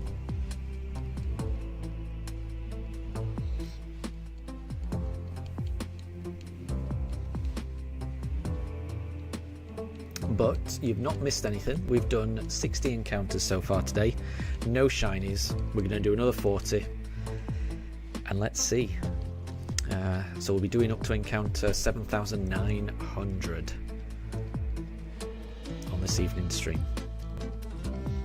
Right, we did Chimchar. Now it's the time. Now it is Piplup time. Now it is time for the Piplup to reveal itself. Is it this briefcase? It is not this briefcase. Maybe it's the next briefcase.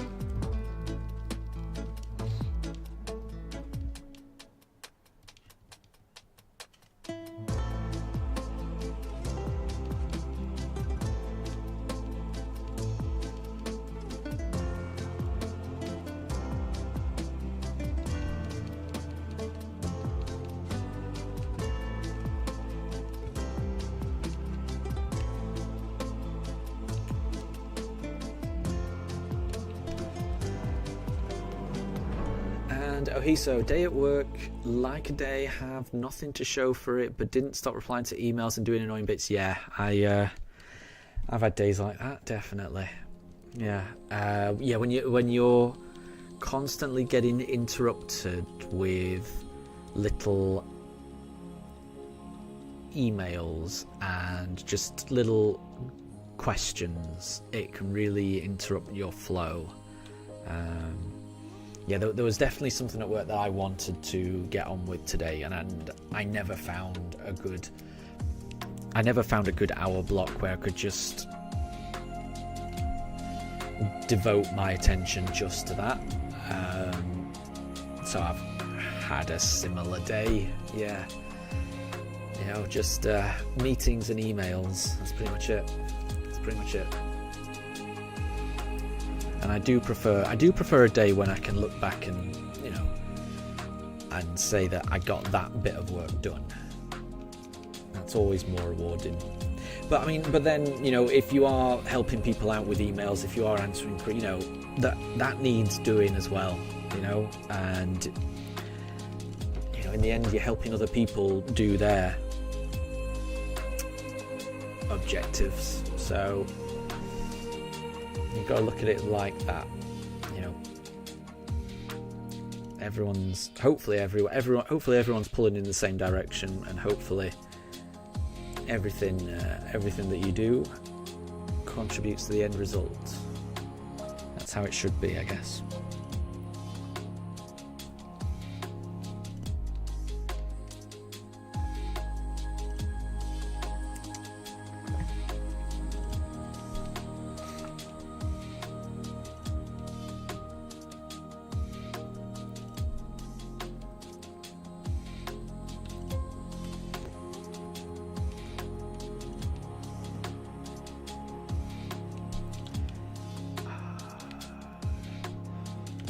Chimcha. Let's do Chimcha.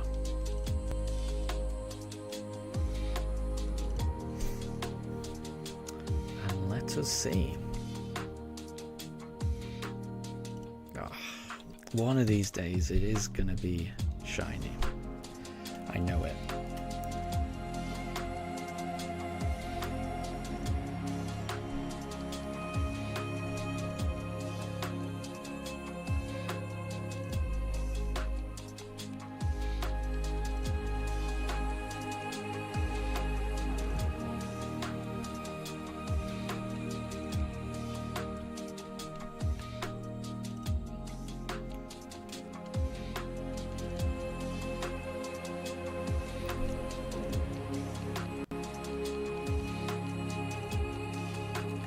And Ohiso, you're looking forward to getting back on BDSP tonight, hoping to get past Sunny Shore. Nice. Oh, I'm jealous. I want to play this game as well. I desperately want to play this game. As has been said before, this doesn't really feel like I'm playing BDSP, even though I have been playing BDSP for over 150 hours. It doesn't feel like I've been playing it. It just feels like I've been opening up a briefcase for 150 hours. As soon as I get this shiny and I can get to the first gym, then it's going to feel like it started. And I'm very much looking forward to it. Very much looking forward to it.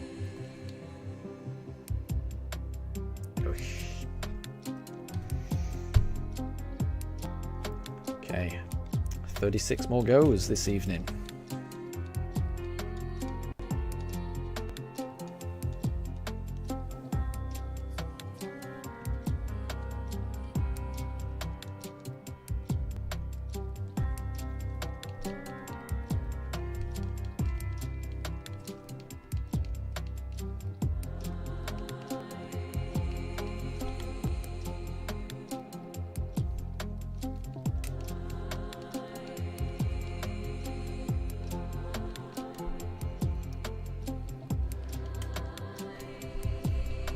And Ohiso, have I not played through this before? I have, but it's been a while.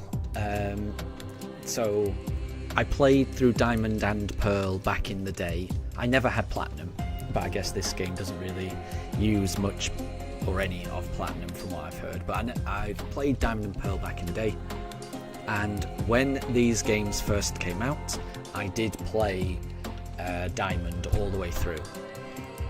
So I have played them, but I've not played them for, it must be about 3.5 years now, ever since they came out. So, once I did that first playthrough, I stopped playing them and then moved on to Legends Arceus, or I moved on to Sword and Shield, and I never came back to them. So I will say I've forgotten a lot about them. I do remember the start, so I do remember like going to Rourke and Eterna City, so I can remember bits of it, but I don't have a perfect memory of it. Like, I mean, you just mentioned that you're hoping to get past Sunny Shore, and I'm going to be honest, I can't remember where that is.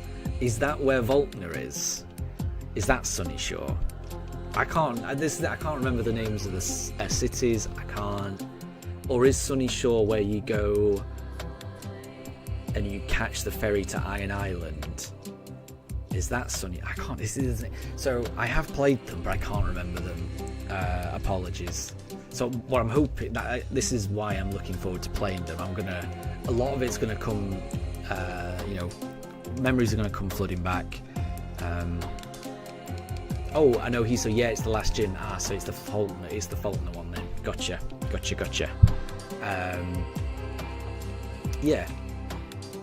I'm just looking forward to it. So I'm sure it will all come back to me once I start playing, but I have forgotten an awful lot, and I probably will get lost in this game. But that's part of the fun, isn't it? I'll figure it. It will all come back. I know it'll all come back once I start playing.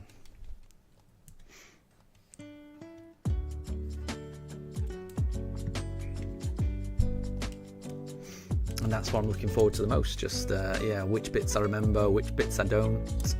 Because I mean, there's bits of this game that I never did. So I mean, I've never used the Poke Radar before, and so I'm looking forward to doing that. I never really did any. I didn't mess around in the Great Marsh when I played through it the first time. So, doing a Great Marsh hunt, that'll be a new experience for me. So there's quite a bit of this game that I just kind of glossed over. So yeah, like I say, I'm looking forward to it. And the sooner I get to start my adventure, the better. Because I do, maybe naively, but I do believe once I get this starter Pokemon, that will be the biggest hurdle over. I really think this run is going to go a lot faster. Everything's going to pick up as soon as I've got this starter. I'm not saying it's going to be quick, because I'm still faced with 1 in 4,096 odds for most of the time, but I just think this is the biggest time sink. Once I've got past this, everything else should feel like a breeze. That's the hope I have. So the only part that confused you this run was Pastoria. You forgot to speak to the grunt by the Safari Zone. Then you remembered the game holds your hand and tells you where you... the game holds your hand and tells you where to go in the menu text. Interesting. That might be handy. That's good to know. I'd forgot about that. Oh, that's good to know. There you go.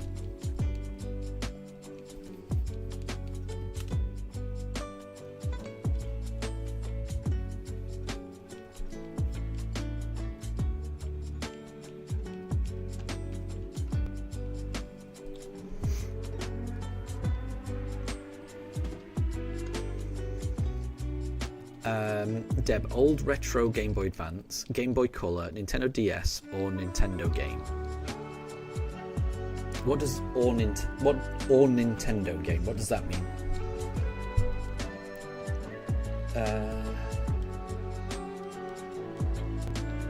Because I mean, I played Pokemon. I played Pokemon on the original Game Boy. I got a Game Boy Pocket, and I got a Game Boy Pocket for free for opening a bank account with the Halifax back in the day. There was a time when there was like a promotion where if you just opened a bank account with Halifax, they gave you a free Game Boy Pocket, which was probably the best free gift I've ever heard of for a bank. Like, I think nowadays banks sometimes give you like £100 for opening an account. Maybe that's the thing, but I guess it's a similar amount. But in the mid 90s, that was a massive deal. So yeah, I remember playing Pokemon on my Game Boy Pocket once I finally got that. I never had a Game Boy Color, but my brother did. So I think I used to borrow my brother's Game Boy Color every now and again. I had a Game Boy Advance, so I played it on that. Bear with me, I just want to have a look at that Piplup again. No, that's not. And I had a DS that I played Diamond and Pearl on. So I've played Pokemon on all of those consoles. Right. So Deb, do you prefer Switch games or old retro games? So, I mean, I prefer Switch games. Honestly, it's difficult for me to go back to those because I do have them still. Not all of them. I don't know what happened to my Game Boy Advance. I think I must have given that away to one of my cousins or something. And I think my Nintendo DS broke, but I do have a DS XL Lite. And I've still got my original Game Boy, and I don't know where my Game Boy Pocket went. So I've misplaced a few of my handheld consoles over the years, but I still have them. It's difficult for me to go back and play them because I really enjoy playing Pokemon on the big screen now. You know, there's something about the convenience of playing on Switch that it's very difficult for me to go back to anything else. I really do love playing on the Switch or Switch 2. So as good as those old consoles are, I am a Switch person now. I love just sitting back on the sofa with a Pro Controller in my hand, playing Pokemon on the big screen. To me, it's just wonderful. It's just wonderful. And Wolf, good to see you. Good to see you. I hope you're doing well, and I hope you're having a good morning.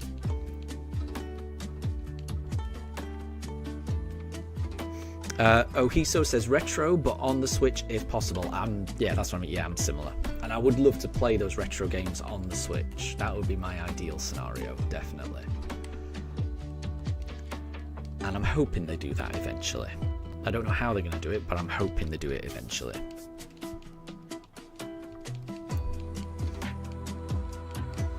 So we're on 69 encounters for today's stream. No shiny just yet. We have 31 more encounters though for today. Can we finally find it? There's always a chance. As long as there's an encounter left, there's always a chance.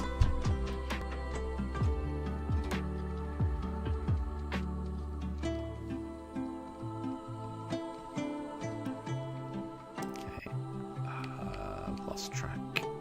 Lost track a little bit, so let's see if this little Piplup could be shiny. Is it this briefcase? Is this briefcase the one? Is this briefcase the one? Doesn't look like it. So we'll keep going. 30 more encounters.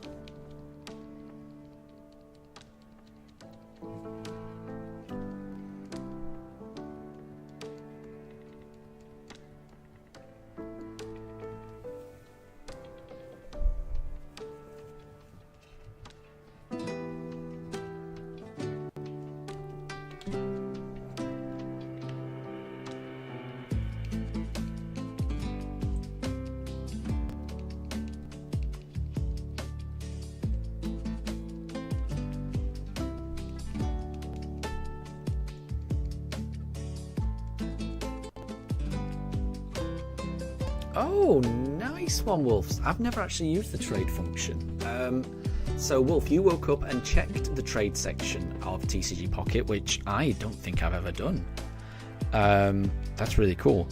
And a person who is in your friend list had a card that was on their wish list that you had, and they gave you a Weavile EX for that card. That's amazing. That is amazing. That is a good trade, I'm sure, so well done. I've never used a trade function, honestly. Yeah, I'll have to have a look at that.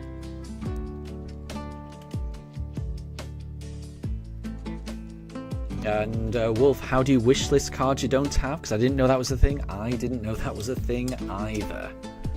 Because there's definitely some cards that I would really like.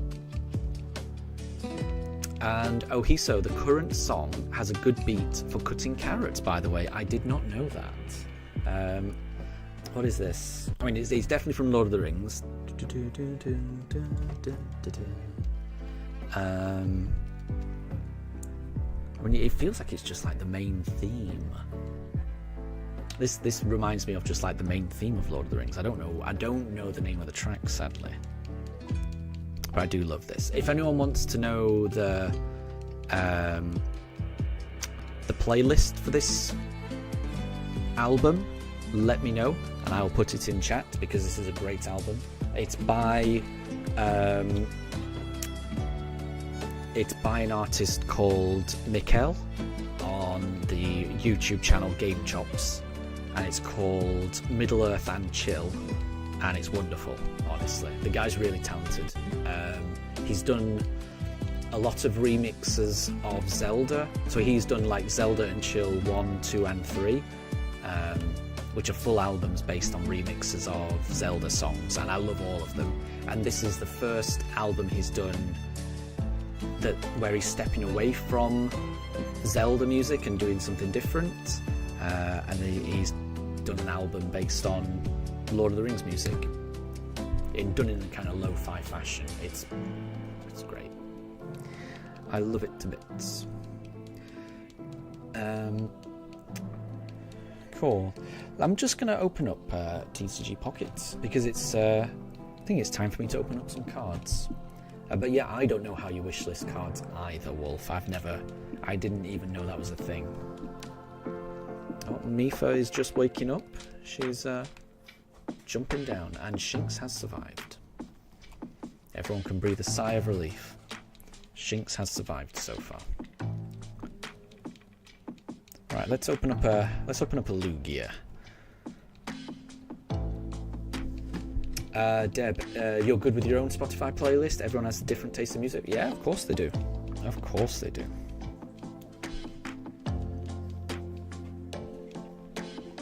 Yeah, I'm not trying to convert anyone, obviously. Oh, what is this? That is a cool card. My gosh. Oh, that might be my favourite card. Okay, I'm going to show this off. It's a Octillery full art card. And Octillery is kind of using its smoke screen attack. And it looks so good. I don't know if this is going to do it justice. Bear with me 1 second. I'm going to try and show it off.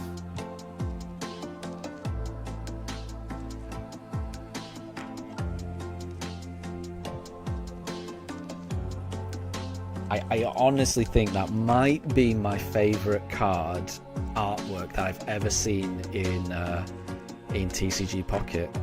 It's crazy. I really do like that. I really do like that. I didn't know that. I didn't even know that card existed, and now that I've seen it, I'm very impressed with it. I think I got quite lucky with that. Right, so let's go for a Chimchar. So that was one pack. I can open another pack now. Right, let's open a Ho-Oh this time. And let's see. Oh, I was hoping the Chimchar could be shiny, because that'd be nice. You know, getting a good card and getting a shiny. Let's see. Right, I'm opening up a Ho-Oh. This is my second pack. I only open up 2 packs per day. I don't think this one's going to be as nice. This doesn't have... Yeah, that was rubbish. That was rubbish. But I can't complain, because the first pack was amazing. That was such a cool card. Honestly, I'm still buzzing about that Octillery. That was awesome. It's a fun little game. Just to open 2 packs and then, then just put the game away until tomorrow. Then just open up another 2 packs. It's just nice. It is nice. I like it.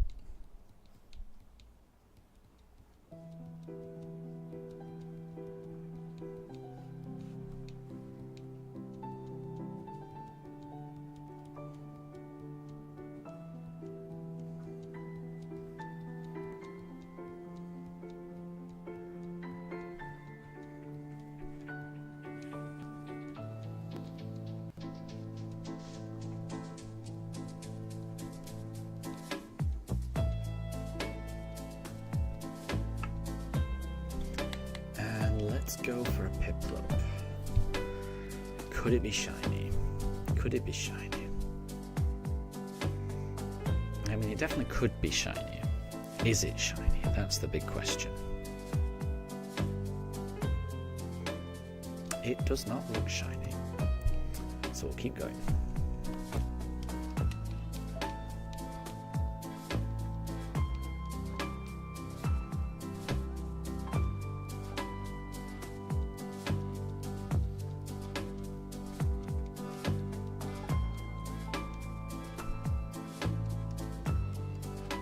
And Upside Coco, good to see you. I hope you're doing well. I hope you're doing well. We're going to do another 26 more encounters. So we will be streaming until we reach encounter 7,900. We haven't found it just yet. Could it be in these last 26 encounters? And Deb, you're downloading TCG Pocket. I hope you enjoy it. I hope you enjoy it. Just, I would say, just stick to opening a couple of packs per day once you get into the rhythm of it, and don't. And so what I would say is just go in with the mindset that you can only really open 2 packs per day. At the start, you will open a lot more than that, and that's the game trying to get you addicted to opening packs. So just when you start playing, just know that the amount of packs that you're opening and and progressing through the levels and opening more packs and progressing through the levels, just know that all slows down once you get to level 6 or 7 or something like that, and then you'll be just opening 2 packs per day for the rest of your time with that game. So just mentally prepare to just open 2 packs per day, and then you won't have to spend any money, is what I'm trying to say. But what the game wants you to do is, when you first start and it gives you all these packs to open, it wants you to think, oh, this is really good, this is how you should play the game. I should be opening all the packs all the time, and that's how you play it. But that's, I don't know. I think it's more fun to play free to play and just open a couple of packs per day and just see what comes out of those packs. And I think it's pretty fun.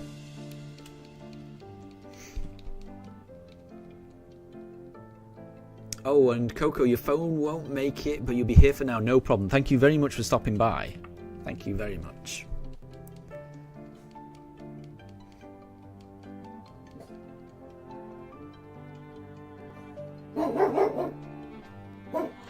Okay, let's go for Chinchar.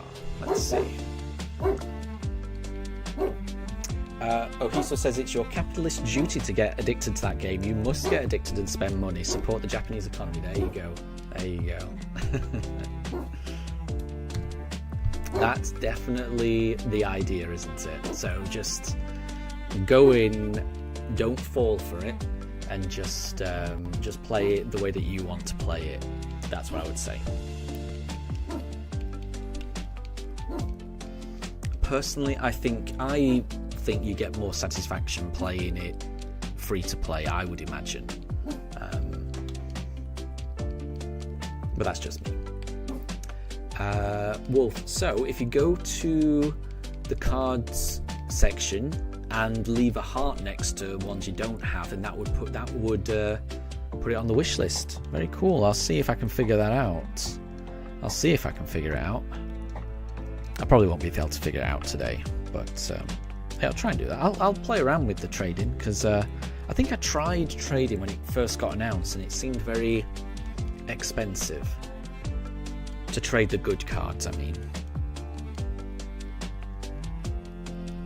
But we'll have to see. Right, I think I did Chimchar last time, so I'm going to do Piplup this time. This is encounter 7,877. And here we go. The next encounter after this will be 7878. That's a cool number. That could be the one, right? Or this could be the one. It's not, but it could have been. So, 23 more attempts, everyone. Are we going to find it?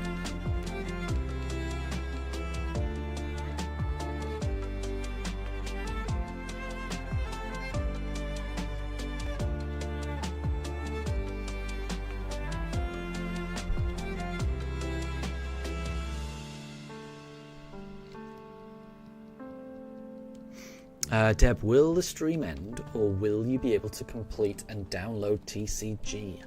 So, you've downloaded 15%, and then it went up to 20%. What percentage are you up to now? I mean, if you've gone from 15 to 20 that fast, I feel like it will download faster. I think you'll have it downloaded before the end of the stream. That's my guess. That is my guess.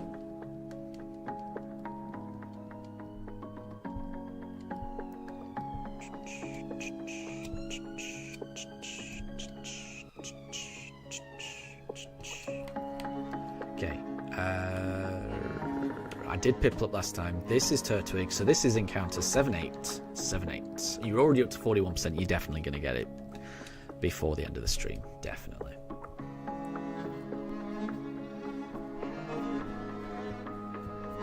Nope. It wasn't encounter 7878, so we'll keep going.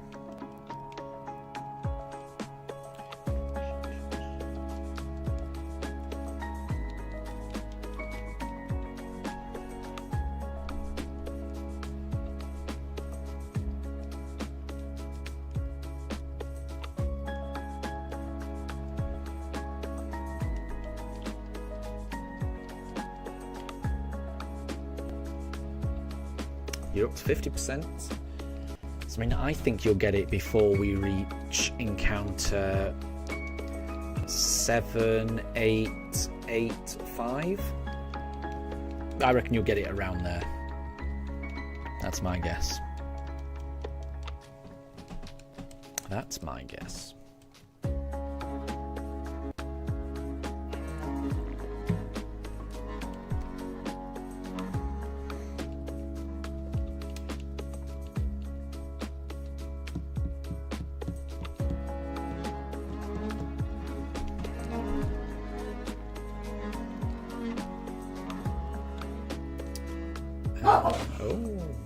Why is Daruk barking?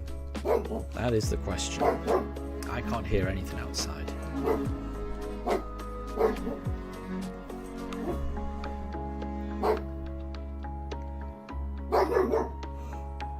Oh, Chimchar has frozen, but that is not shiny.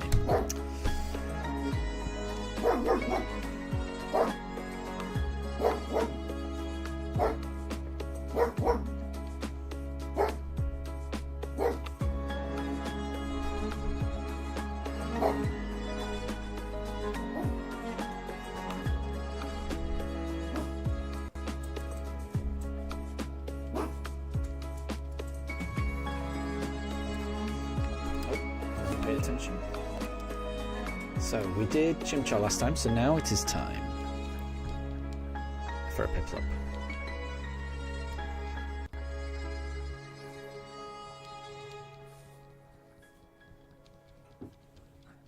Oh, Daruk's chasing his tail.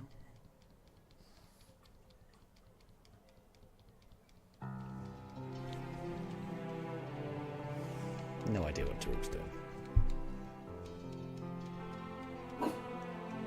Oh, he so is as excited as the Pugs. There you go. Daruk is definitely excited. I don't know what he's excited about. Mifa is just chilling out on the floor. Mifa's fairly calm. Daruk's very excited about this. Right, Piplup time.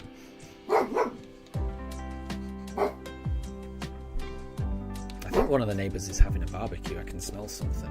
So I can't hear anything, but I can hear... I can't hear anything, but I can smell something. Maybe that's what he's barking about. He can smell a barbecue.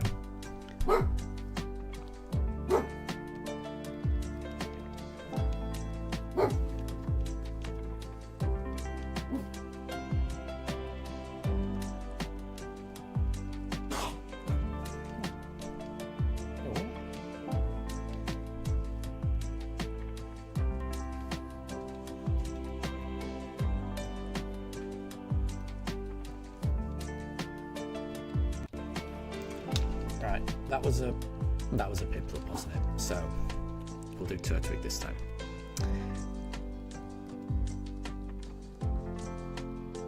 Oh, so you think the absence of sound plus the smell equals a barbecue? Interesting. Interesting. Usually there's quite a lot of chatter that goes along with a barbecue, I find. I can definitely smell something. But I can't hear anything. But then I've got my headphones in, so maybe there is quite a bit of noise that I'm not hearing.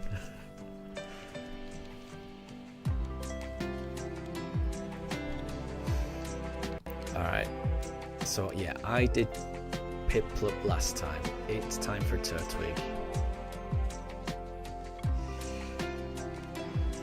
What can it be? Can it be?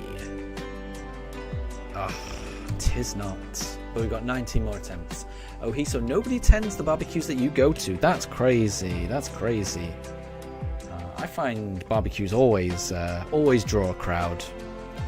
You know, whenever one of my friends says they're having a barbecue, that's always more appealing than just, do you want to come over? if they say, do you want to come over, I'm doing a barbecue. I mean, for me, that's always a big deciding factor in terms of whether I want to go over or not. But that's just me. I'm easily swayed by food.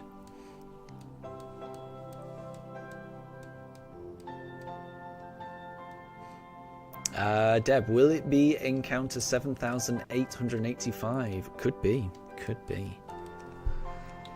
We shall see. And Ohiso, I must be going to some weird barbecues. What is this friend I speak of? Who knows?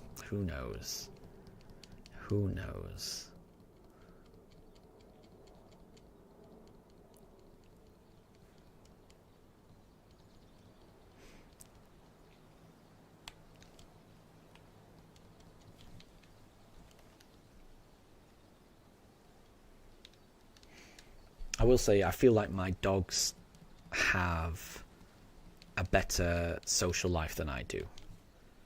You know, my dogs are more social than I am, I will say.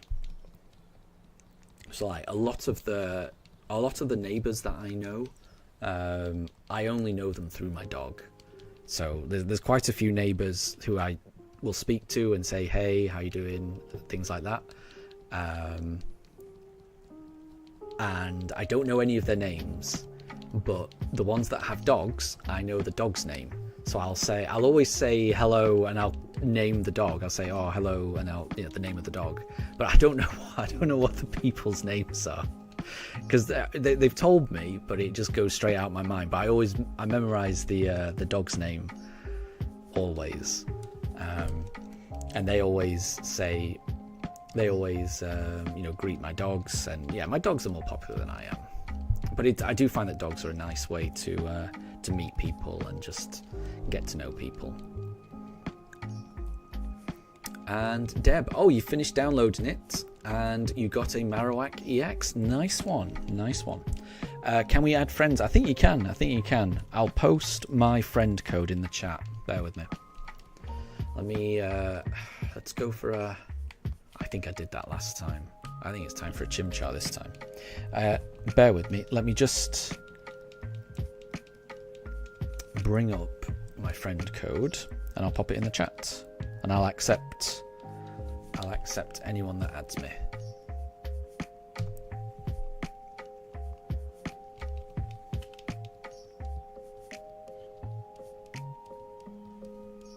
go. Right, let me just pop it in chat then. So, last time I did this, I did a typo. So I'm going to double, before I hit return, I am going to double check this. Right, so I've written it. Now is it that? 3928. 3928. Oh, let's go. 3928, then 8554, 8554, then 9411, 9411, 2067, 2067. There we go. So I'll pop that in chat. That's my friend code in TCG Pocket. So anyone that adds me, I will ensure I get you added.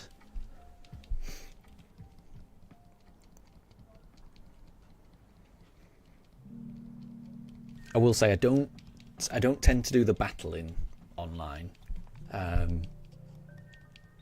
but from what Wolf said, it sounds like you can do trading. But yeah, I'm not sure what other interactions like the friends have. I'm not quite sure. Oh no! I think I've lost some encounters. I'm pretty sure my encounter counter has just gone back a few. The reason it's done that is so every time I hit the plus button on my keyboard, the encounter counter goes up, and that's so that every time I do an encounter, I press the plus button and it goes up. To the button I've set to make the counter go down, if I accidentally press the plus button too many times, for example, there's a button you can bind to lower the counter by 1. Let me just have a look at this Piplup. But that button is the minus sign. And because the friend code involves those minuses when I was typing it, I think I've lost some encounters. I thought, yeah, because I've hit the minus sign 3 times. Well, that friend code has 3 minus signs in it, so I think I hit the minus sign 3 times. So yeah, I think I probably was on 83, because I'm on 80 now. So I think I was on 83, so I'm going to add 3. Because I'm sure that encounter went down by 3 because I hit the minus sign 3 times inputting that friend code in the chat.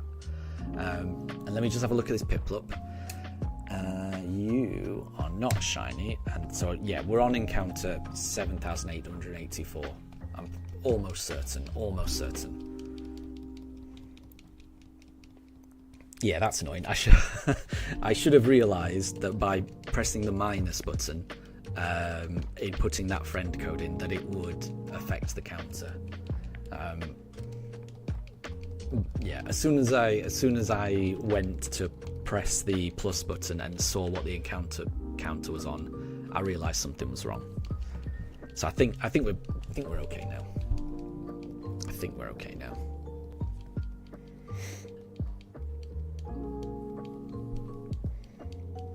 And friend request sent. Bear with me. Yep. So I can see Stark Eye, and I've just accepted. My name is JJ in... Is it? I mean, I would imagine so. Don't actually know what my name is in the game. So let me look. Let's have a look. Click on this. I am JJ in the game. So yeah, I didn't realise what I'd set my name as, but yeah, I am JJ in TCG Pocket. Right, let's do Piplup. Let's do Piplup.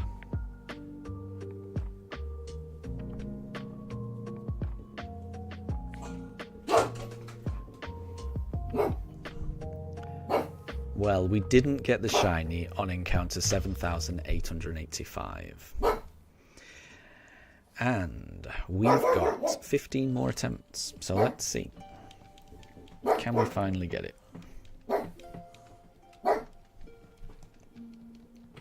But yeah, I think the benefits of having friends is if somebody opens a pack, if one of your friends opens a pack, then you get the chance of opening that pack as well, in the form of a wonder pick. So you could choose that friend. If you go to your wonder picks and have a look at your friends, then it should tell you the recent packs that your friends opened, and it will show you what cards they got, and you could do a wonder pick for that pack, and there's a random chance of you getting one of those cards. So you won't get all of them, you'll just get one, and it costs a currency that kind of replenishes every day. So that's the benefit of having friends. It's kind of cool looking at what other cards your friends have got, which is kind of cool.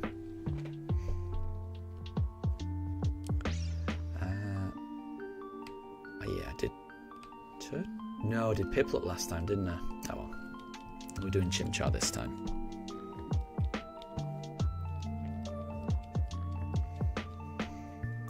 Can we get the shiny? Not that time. 14 more attempts, everyone. 14.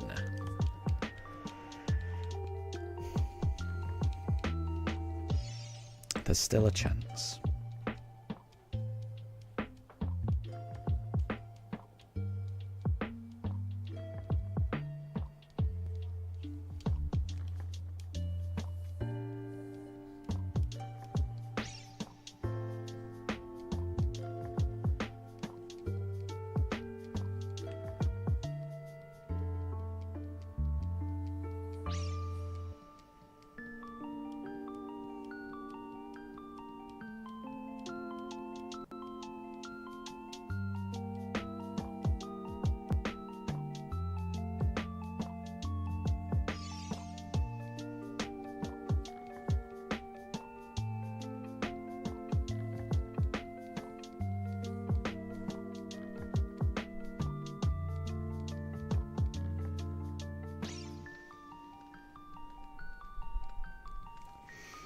And Debbie just got a random Bulbasaur in TCG. You kind of like it. Nice. That's good. From a Wonder Trade, that's really good.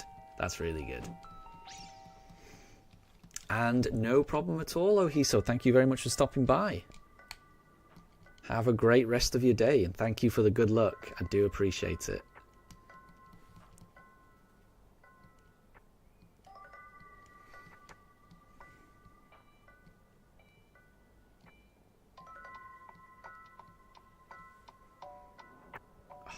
Nope. No. 13 more encounters.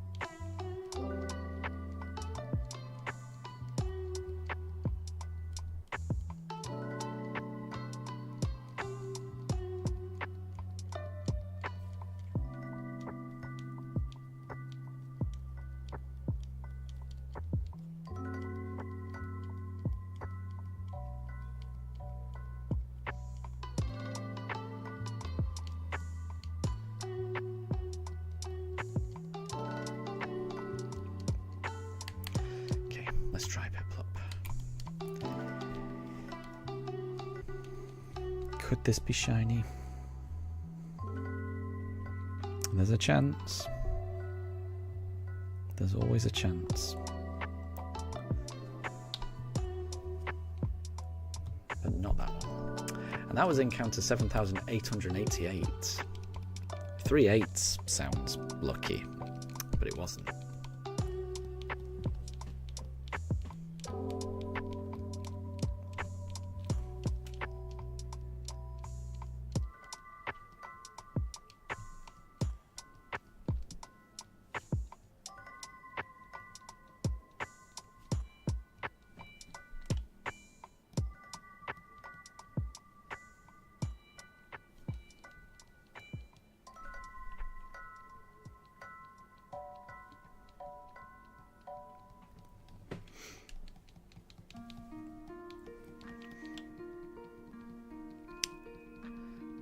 And Wolf, yeah, if you want to add me, I will add you. My friend code is up in the chat. I don't want to post it again because otherwise it's going to affect my encounter counter. But if anyone adds me, I will accept them.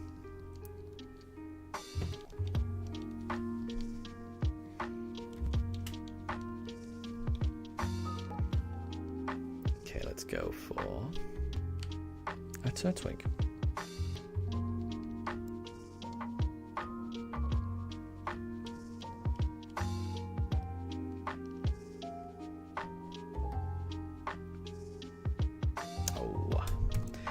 Wasn't a Turtwig, so we'll keep going. 11 more attempts.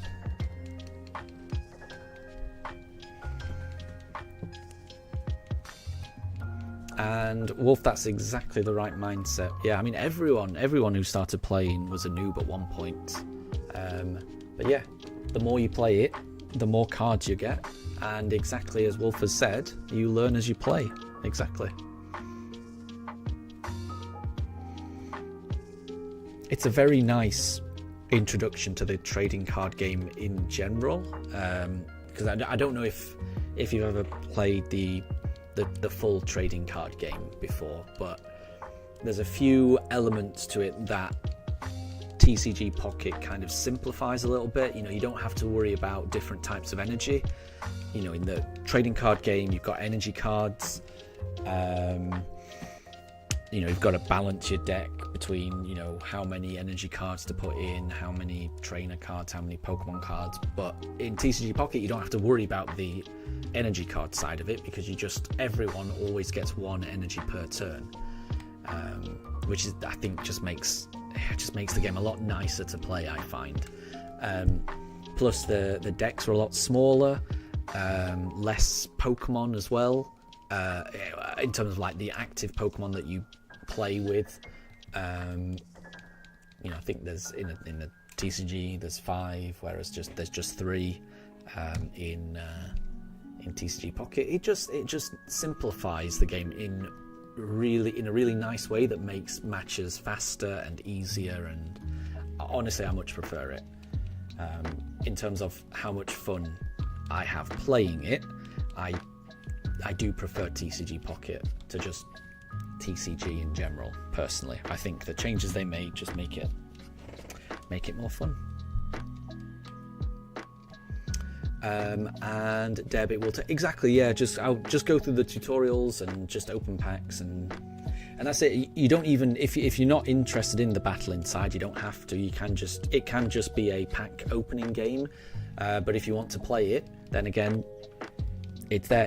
And I think it does well, it's difficult for me to say whether it does a good job of teaching you the ropes, because I'd already played the trading card game before I played this, but I've got a feeling that it does talk you. I've got a feeling it talks you through it quite nicely. I think. But yeah, if there's anything you're unsure of, let me know. But I think the game does a decent job of guiding you through it.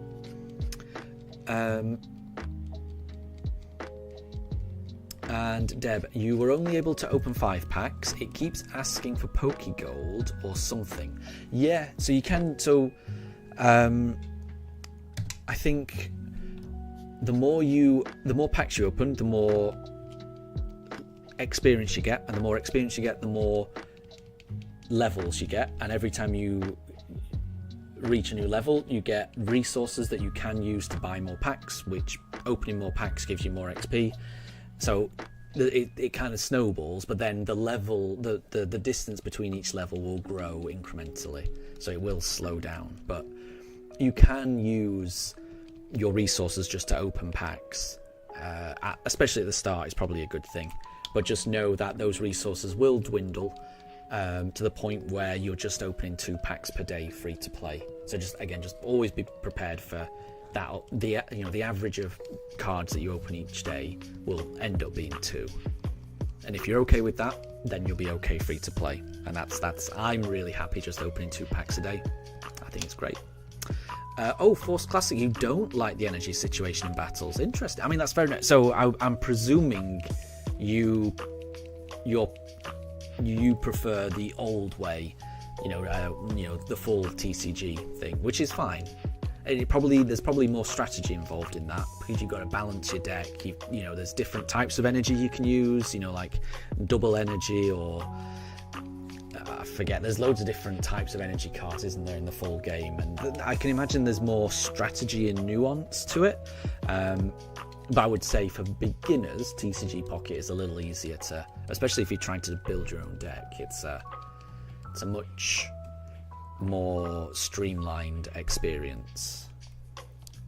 But yeah, I think if you're going for like a strategic element, then I could imagine that the full game has that.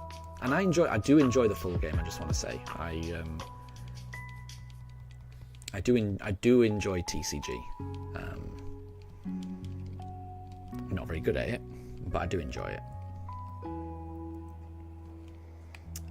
Right, 8 more encounters. So Wolf, you just like to go in open packs, and maybe some days you might like to now do a bit of trading. It's pretty cool. So you can now get cards you don't have that you've wish listed. Exactly. I'll have to look into that as well, because there's quite a few cards that I've seen that I want. It's like I want the full set of those Eevee full arts. I do want that. Deb, you might avoid battling, and that's fair, no problem. What's the Shine Dust or Pack Hourglass? So the Pack Hourglass is the resource you use to open cards, I'm pretty sure. So those hourglasses will refill naturally, and I think you can store up to 2 hourglasses, which means once they're completely full up, you can open 2 packs, and I think it takes a day for those 2 hourglasses to fill up all the way, which is why you can open 2 packs a day. It's those hourglasses that do that, but you can speed that up by using your own hourglasses. So that's what the hourglass resource is. It kind of speeds up your daily free pack openings, if that makes sense. So the hourglasses, as Wolf has just said there, Pack Hourglass is stamina you use to speed up the time to open booster packs. Exactly, yeah. That's a nice way of putting it, Wolf. So the hourglasses are the resource you use to open packs, pretty much. So that's the most important resource, I think. Because, in my opinion, the most fun part of the game is opening the packs. So I would say, and Deb, why do you have 40 hourglasses? And that's you must have leveled up a little bit, and you get given quite a few, so you can use those hourglasses to open a lot of cards right now, and that will level you up where you get even more resources, so you'll end up with even more hourglasses. Then you can open up more packs. So when you first start, you'll be able to open up an awful lot of cards, but just know that will slow down. That's all. And Cloud Taps, good to see you. I hope you're doing well. You've just caught the last 7 encounters of the stream. So we're going to do up to encounter 7,900. We haven't found a shiny just yet, so you've not missed a thing. But can we finally get the shiny this evening?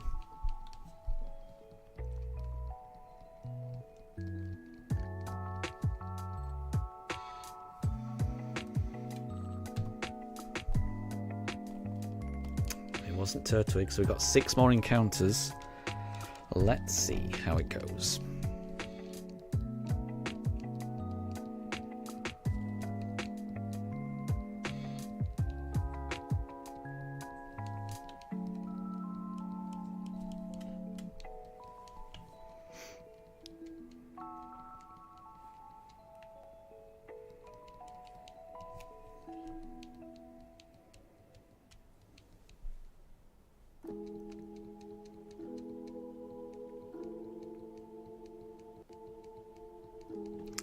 And Force Classic, you like how Game Freak added all the best IVs on the Starly? Yeah, it's a bit weird, isn't it? I'm trying to think, has there ever been a Starly that we've encountered where there has not been a close-up on my character?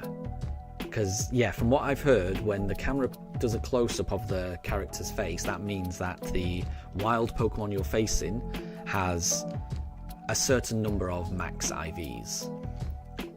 And it feels like every single time we encounter this Starly, it's got great IVs. Like, look at this. So that, it's done a zoom in, which presumably means that this Starly's got great IVs, which, you know, we can't catch it, so we don't really want great IVs. All it does is slow up the encounter by that, having that close-up every single time. It's a bit weird. I've been wondering that myself, Force Classic. Because, yeah, people in chat have been telling me that when it zooms in on your character's face, it means the wild Pokemon has, I can't remember whether it's 2 or 3 perfect IVs. And it has gotten more and more confusing to me why it seems every single time I encounter the Starly, it has that zoom in. That's been something that's been on my mind as well, Force Classic. Cloud Taps, you're a bit surprised by the Let's Go Eevee run. You got your first badge and it's so unfamiliar that you can't fight random Pokemon. It is very strange, isn't it? It's all about catching. Catch. Yeah, it takes a bit of getting used to. I love it, but it does take a bit of getting used to, definitely.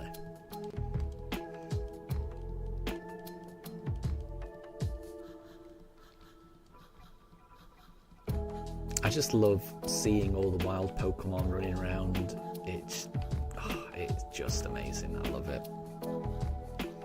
I can't wait to play it again, honestly. Can't wait to play it again, but it is a long way away. I've got quite a lot of other things I need to do before then, but yeah. Once I've finished this run, once I've done a playthrough of Legend ZA, the next thing I do will be a Let's Go run again. I want to go back to it.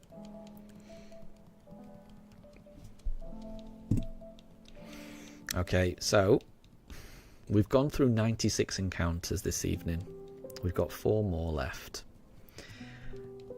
But there's still a chance we get it. You know, the next encounter could be shiny. And let's hope it is. Oh, what's happening? I'm stuck. There we go. Let's hope.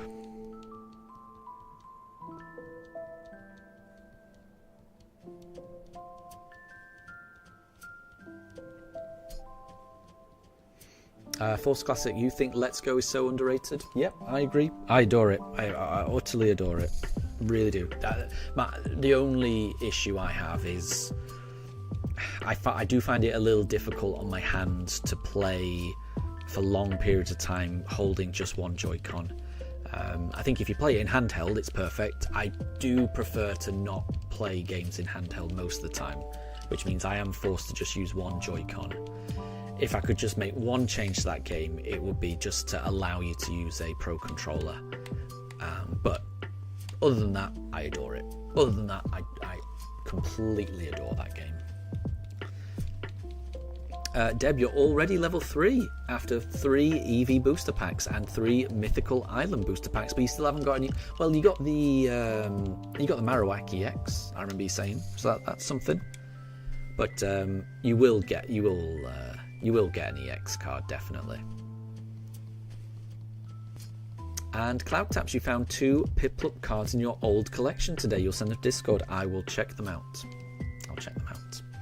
And Wolf, you're able to open a pack. Well, fingers crossed. I hope you get something good. I hope you get something good.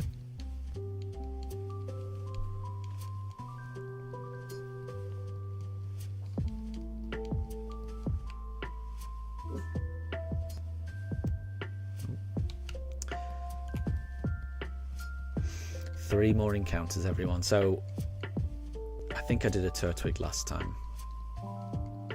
So Chimchar's next. And then Piplup. And we will be ending on a Turtwig. Let's see how we go.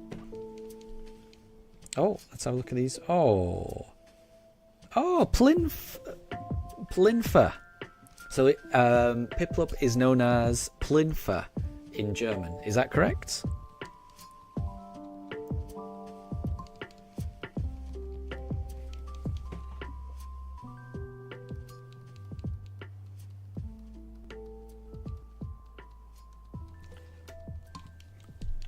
Wirft 3 Münzen, dieser Angriff fügt 10 Schadenspunkte Punkte.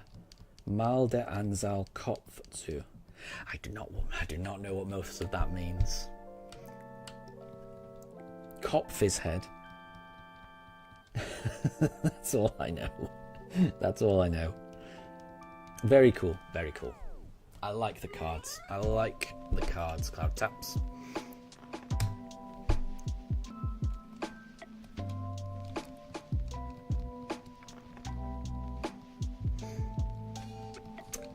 Cloud Taps, you're also trying to complete the Space Time Smackdown sets, but you can't get your hands on the EX cards, and that makes you sad because you can't trade them. You don't have the duplicates. See, I don't know how the trading works, honestly. Throw 3 coins, add 10 damage for every heads. Oh, that's the Kopfer. Okay, gotcha. Right, gotcha. Thank you. Yeah, I would not have got that. Would not have got that. Throw 3 coins. Gotcha. So Munson must mean coins then.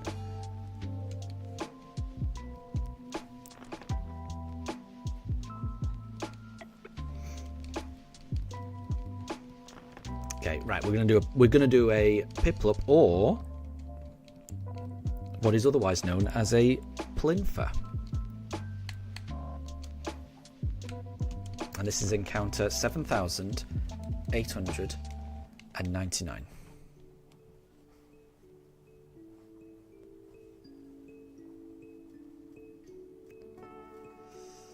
That is not shiny. Okay. That was the penultimate one. We're going to go into the last encounter now, everyone. Oh, Fury and Schlag. So that must mean Fury swipes, right? So, right. Because it based on the way you've described that, I bet Fury and Schlag means Fury swipes. Very cool. And Kopfnuss probably means headbutt.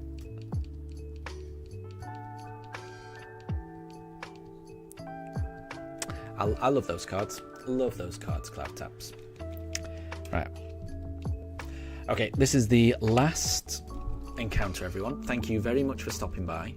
I hope you all have a wonderful rest of your day. We're going to be picking Turtwig as our last encounter, so there's still a chance that we get this. There is still a chance that we get this shiny. And, oh, Peter Sawchuk, this is the greatest channel you've ever discovered. That's the nicest thing anyone's ever said in chat. Thank you so much. You've just caught the very end of the stream. This is the last encounter we're doing today. We've done 99 encounters already today, and this is the 100th one. So we're going to be ending it here. But thank you very much for stopping by. And thank you very much for that comment. That's really nice. That's made my day. Thank you. We're going to go for a Turtwig. Could it be shiny? Let's see.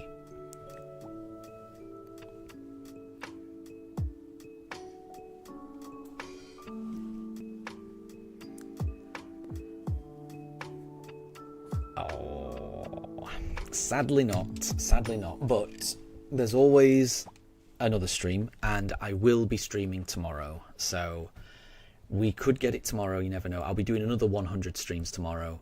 Sorry, not 100 streams. Another 100 encounters tomorrow. So we will be getting to encounter 8,000. We're getting so close to double odds here. We've got to get it at some point. Who knows when? But it could always be in the next stream. So thank you all for stopping by. You've been wonderful. Thank you for keeping me company. I hope you have a wonderful rest of your days, and I will catch you next time. So, bye everyone.